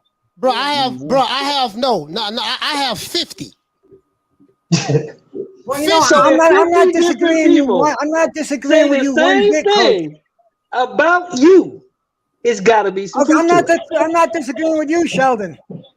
I don't know why you guys are dumping on me. I'm just saying. Don King was probably the biggest fucking promoter in heavyweight history, man. Listen, but Bruce, I said burn in hell, but Bruce, I said that in the beginning of my soliloquy. I said Don King was the greatest promoter in the history of boxing. I don't know if you heard me say that. Oh, that's what Coach, I said. I'm your biggest fan, bro. I'm on your show every day. Listen, I started it out like that. I said he is the best promoter in the history of boxing. Let me repeat this. Yeah. Don King is the best promoter in the history of boxing in the universe around many galaxies. I'll say it again. He's the best promoter ever. But when it came to his fighters, he was the worst. The only fighter that I know of on record, before the documents that I've seen, that he took care of, and you gotta mute it, Shan. The only fighter that I know that got paid all of their money, did not get robbed, ripped off, was Jerry Cooney. Jerry Cooney ain't got nothing bad to say about Don, because Jerry Cooney didn't have Don King's son managing him on top of all this other stuff. Jerry Cooney got paid all of his money. Yeah. But the black fighters, Julio Cesar Chavez, all of those other guys, Tito Trinidad, they all got. I'm telling you, bro. So other than that, that's it. I agree with you. Don King, what about Larry Holmes? What about Larry Holmes? Bro, 10 years. I got 10 years of documentation when Don King was ripping him off. Larry Holmes was afraid of Don King because Don King used to threaten him with the mob and stuff like he was threatened. So he was afraid of Don King. You say, well, y'all knew what you was dealing with. They had no business dealing with him. It's not that simple, Bruce. It's not that simple. Bro, I understand, man. I've seen many documentaries on Don King. I lived through the whole era, and I don't know what the argument's about, man. I just don't, you're fence riding. He's the greatest promoter in the world, but yet he's a rat. So it's like professionally one thing and personally another. Yeah, he's an oxymoron, but it's the facts. He was the greatest promoter, but he's a piece of shit. If you're a fan, you love him. If you're a fan, you love him. Human being. If you're a fan, you love him. He's the greatest of all time. Oh, I love King. Give me some sugar. Let's make love, King. Oh, I want to make love to you. You give us fans so much what we want, but the fighters going home broke on coke, on drugs. Yeah. Got to pay back. Got to pay IRS millions, back taxes on millions of dollars that they never received. Jose Suleiman is down with the crookery, what was going on, and all these other people. So yeah, you love him because he gave us what we wanted, but it came at the expense of the fighters. If you love the sport of boxing, how in the fuck can you sit back and love Don King? Yeah, he gave us what we wanted, but the fighters are the ones who putting their lives on the line for us. If the fighters get treated like shit from these promoters, how in the hell can we ride with them? That's all I'm saying. So I get it. You love him. I'm glad you love him, but I don't feel the same way you feel about him, and that's it. No, I do. He's the epitome of a promoter to me. There's nobody. A charlatan. Greasy it in a Florida fish sandwich. Greasy it in a gas station mop. Yeah. Well, we did get a lot of fights that we wanted to see with Don King. I mean, as a fan, it was Don King and Adam. That was the only show in town, man. You might have had Cedric Kushner bringing in fighters from South Africa, but it was, everything was Don King. Goossens, they came in and promoted for a while, but nobody beat Don King in the 80s. In the early 90s, he had every heavyweight in basically the top 20. Like Coach said, Jerry Cooney. He didn't have Jerry Cooney, so cash, man, lucrative contract. A one-fight deal, multi-million-dollar. Cooney signed it and got out of it. But in hindsight, Cooney said he wishes he signed with Don King because he could have got fights like Mike Dokes and Coetzee and shit, man. Mike Weaver. There was so many fights. There was so many different titles going around at the time, and they were like hot potatoes. All those guys, they all had the IBF title, the WBC, the WBA. They couldn't keep them fast enough. Like Tim Witherspoon, he was saying the other day, he lost that fight on one round to Bone Crusher Smith. He admitted on here, man. It's no secret. He said he stayed on the ground. He spit a tooth out. He said, "I'm not fighting for Don King. Fuck that, man." He took a dive. They asked him right up, "Did you take a dive?" Yeah, he says, "Yeah, I took a dive." So anyway, man, where was I going with this? What I think is you see the estate of Muhammad Ali. Just shifting it back slightly back to the WBC. If I was if I was a part of the estate of Muhammad Ali, I would opt to have my face removed from that belt. Well, Jerry Cooney, like I said, he wishes he signed with Don King. All the millions he could have made. The fighters he could have fought. Mike Tyson. If he had signed with Don King, he wouldn't have made that money.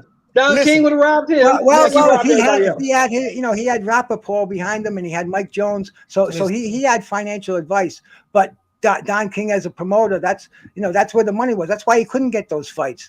That's why he couldn't. He couldn't fight anybody but Larry Holmes. I will say this: all the fighters. About Cooney? Didn't Cooney fight? Yeah. I thought Cooney. He fought Norton. He fought Norton. He fought Ali. He knocked Norton out. Yeah, but you know how many titles were out there at the time when Cooney could have had? Ali and Frazier? Am I thinking of the same He guy? fought Shavers too. He knocked Shavers out. He didn't fight all of the Shavers. fighters. Where have you been? Cooney didn't fight Shavers. All of the fighters made millions of dollars. Yeah. I think he did. How much you want to bet? Okay, so what Don King did, he would make you the most money. You want to bet $1 million? He would rob you the most. Fake money. Like, I'd rather get paid less and make more out of the purse that I was paid than get Bruce Gold said bet $1 million. $1 million and Hey a half. man, you know he didn't fight Ernie Shavers. Fact. Yeah. Okay, let me look it up. Well, what? You don't have to done man. Tim Witherspoon. Guys, can I just say, Kelly Media said Eddie Quarry knocked out Ernie Shavers. Eddie will be seen in the same way in 20 years. I don't think so. I don't think so. Eddie Hearn will be seen the same as Don King in 20 years. I don't think so, Kelly. Listen, now you know what I didn't find any bad information on about robbing fighters, saying? And I looked extensively. Bob Arum. Eddie Hearn. I'm telling Bob Arum. No. Bob Arum. I'm saying back in that day, Bob Arum. Bob Arum paid the fighters what they supposed to got paid, and he didn't say, "Hey, okay, I'm gonna pay you $1 million, but 50% of it gonna go to my son, who's your manager. So that leaves you $500,000. Now another $300,000 come to me. You see what I'm saying? For me promoting. Now another $100,000, we got to take that out for expenses, and to get my hair done. You know what I mean? My wife Henrietta, she needs some clothes. I got a dog that need to be taken care of. Training and all that stuff there. So you made $1 million, but guess what? You walk away with about $90,000, and then guess what? You're gonna have to pay taxes on the $1 million that you earned that you never received. But guess what though? But we got the fights that we wanted. Yeah. Mm-hmm. And guys, on that note, I will be wrapping up. Yeah, that was a mic drop, Mike. Mal, mic fucking drop. Yeah, man. I'm gonna do a whole show on Don King. I promise. I'm gonna do a whole show on it. I want to be a guest on that one, brother. I'm gonna do a whole show on that there, bro. But anyway, let's get woman get that round of applause. Yes, please, Mal.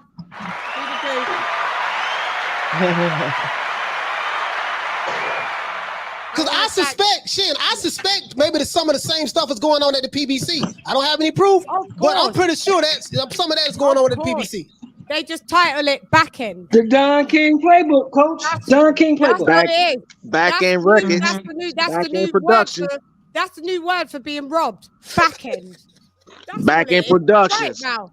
Yeah, back end promotions, back end productions. It's fucking a joke. Hey, shit, I know you finna wrap it up, but I gotta say one more thing. You know how they say, well, don't nobody say anything bad about Al Hammond and the PBC. Guess what? When the fighters said something bad about Don King, they got blackballed. They couldn't fight anymore. Tim Witherspoon left Don King when he tried to go out on his own. He's a fighter. He fights for a living. He tried to get some fights on his own. Guess who owned all of the fighters? Don King. Guess what he had to do? He said he had to come back crawling on his knees to Don King. Don King told him, you're going to have to fire your lawyer and to get the lawyer that I'm using. Get rid of that other manager that you said you had. You're going to use my manager, and I'm going to pay you what I'm going to pay you, and that's that. And he said he had to fight. He had to fight for like $40,000-$50,000 after he, bro, it's heartbreaking, bro. It brought tears to my eyes. So when I hear somebody, hey, coach, I'll see if I can get Tim Witherspoon to do an interview with you. How's that, man? bro? Yeah, Tim Witherspoon. That would be good. Bro, I got court records from Tim Witherspoon in this book, and I'll ask him, is this true? Any of this true? He said he was afraid. Bruce, hook that up. Yeah, hook that up. I'll see what I can do. I can't make any promises, but I'll do the best I can, man. No receipts on that one, bro, but I'll do what I can for you, my friend. All right, shout out to Paul Evans. Hold on, sorry about that. You want to smoke with the old boy Rick James? Wrong sound effect. Shout out to Paul Evans. For dropping that quarter of a bam dub on your girl, LadyChann. Hey, Leroy. Super chat received. Playtime's over, boy. Paul Evans, thank you very much for the £5 super chat, for all the knowledge received. Yep, every time I do these lives, I learn more and more. Like I say, I'm a student of the game. I don't know. I only know what I know, and I don't know what I don't know, and I'm happy to learn. And that's why I thank everybody. Big up Elsie, great show as always. Keep up the work. I will do, Spurs Squad. And I want to thank every person on panel: King Shelton, Queen Lisa, King Marley Marl, for Bruce, we love you. Dime a dozen. There's only one Bruce in the world, and we appreciate you. Sit out the Bruce. Bold, we love you. Bold, it's always a pleasure to have you on panel. And of course, my guy all day, AJ all day, aka Alex. And who else did we have on panel? I think that was it. Mal, would you like to tell the audience? Yeah, Shelton, he's here. I said King Shelton. Mal, tell the audience where they can find you and your show and etc. etc. Yes, you can find me. You guys can find me on YouTube on New Media Today USA Boxing. Also, you can find me on the podcast on Amazon Music. Just look up New Media Today USA Boxing. Amazon, Spotify. If you just want to download the podcast and just listen to it, listen to the shows, you can do it that way. Yeah, that's it, man. Just like we come on 3 o'clock. And also your merchandise. Oh yeah, the merch. New Media Today USA Boxing.store. You can go there and get the merchandise as well. The hoodies, the sweaters. Shan, I ordered your stuff as well. I told you. I think I told you. Sick. I can't wait to get it. It's getting cold here. This right here. Yeah, this right here. Yeah. It's getting cold here, so I need to be wearing it. You can get both mine and Mal's. Yep, definitely merchandise. We're into it. Like Mal said, New Media Today, boxing.store and mine, DundonSeason.com. Bruce, I'm going to find your channel and definitely subscribe, and let's get some lives going on your channel, and we'll all come and commit to that. We'll have fun there. Let's do it. And I'll be live tomorrow as well after Mal's show. I'll be talking about Canelo. Mal will drop what he's going to be talking about. Just keep, looking in the community, and he always drops what's going on. Shouts out to Rafi, that was in another content creator, Combat Radios. Subscribe to him. I want to thank Mr. G, Graham Taylor, Spur Squad, Paul CX, Paul Evans in the build, and Kelly Media. Nice to have a woman on site. The Outlaw Pugilist. I know. Look, I just got here. I know you're nearly 3 hours too late, but don't worry, I'll be back tomorrow. Hector Garcia, mi corazón. Antonio Mosley, one of my moderators. I have to say thank you to, obviously, New Media Today USA Boxing. Laron 9817. God, you guys and these names. Who else was there? There was so many. Jeff Lucietta in the build, Dizzin. Thanks for coming over, Jeff. Mr. G. Who else have we got? You guys were really chopping it up in the chat. We love it. Joe Mama, thank you for passing through. Sammy Ali was in the build, Dizzin. My guy, Sammy Ali, another moderator. TJ, thank you for coming through. Massively appreciated. Bon Scott, love you. Shelton Moore, love you. Lisa Bells, love you. I know. Someone's got to love me, don't they, Lisa? And unfortunately, it's you. Who else was there? Oh my God. Someone love me. Someone, at least one person does, eh? Graham Taylor was in the build, Dozen. Who else did we have? We had everyone. Everyone passed through. I can't even scroll. I'm still scrolling. Bon Scott, like I said, you guys were really, they was really chopping it up, weren't they, Mal?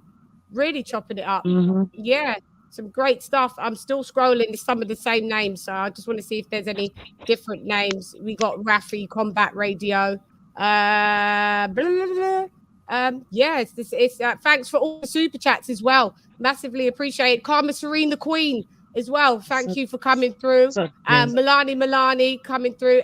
Double X Shots coming through. TKO 22, thanks for coming through. Tony Boswell, thanks for coming through. Who else have we got? Locke, thanks for coming through. Malcolm in the middle, thanks for coming through. Damn, there was a few of us, weren't there? We was all hanging out. I like these hangouts. Saint Don, you've become one of my friends. Even though you used to troll me as a Tyson Fury fanboy, he used to troll the shit out of me. Now he's my mate. Now he's my friend, because there's parliamentary procedure. You got to know how to address the Queen, and then respect his earn, and then I mirror whatever you give me. So appreciated. DJ Georgie Porgy, thanks for coming through. I'm still scrolling. Can you believe I'm still scrolling? Wow. Yeah, still some of the same names. Malcolm in the middle, Paul CX, we still got you. Yeah, I said St. Don. Graham Taylor, I said that, I think, just in case. Bev, thank you for the super chat, gorgeous. Thank you. Love having a female on the show. One day you should come on panel. J Steven, thanks or J7, thanks for coming. Latest show 42. Lioness in the camp for real. Can you believe I'm still scrolling, guys? Sorry if I'm boring you, but I have to shout out everyone that's taken their time out to come. Smells like OTR. Thank you for coming through. Gorguga, thank you for coming through. Who else? I can't believe I'm still scrolling. Usually it just stops after a while, but I'm scrolling. Funny videos. Oh yeah, you was here. Thank you for coming through. Fish, thank you for coming through. Wow, still scrolling, guys. Crazy. I think I've got everybody though, because it's repeat. Boxing. Oh yeah, boxing. Pound for pound, Jack. Thanks for coming through. Bruce, thank you again for coming through, Bruce. Yeah, I think I've got everybody. If I've missed anybody, sorry, but you know, catch me tomorrow. Catch Coach tomorrow at 3 p.m. Eastern Standard Time, 8 p.m. UK time, and I will be signing out as usual. Anyway, I'm gone. How you girl? It's LadyChann, but nonetheless, come back to Chan. Gyan. Ra.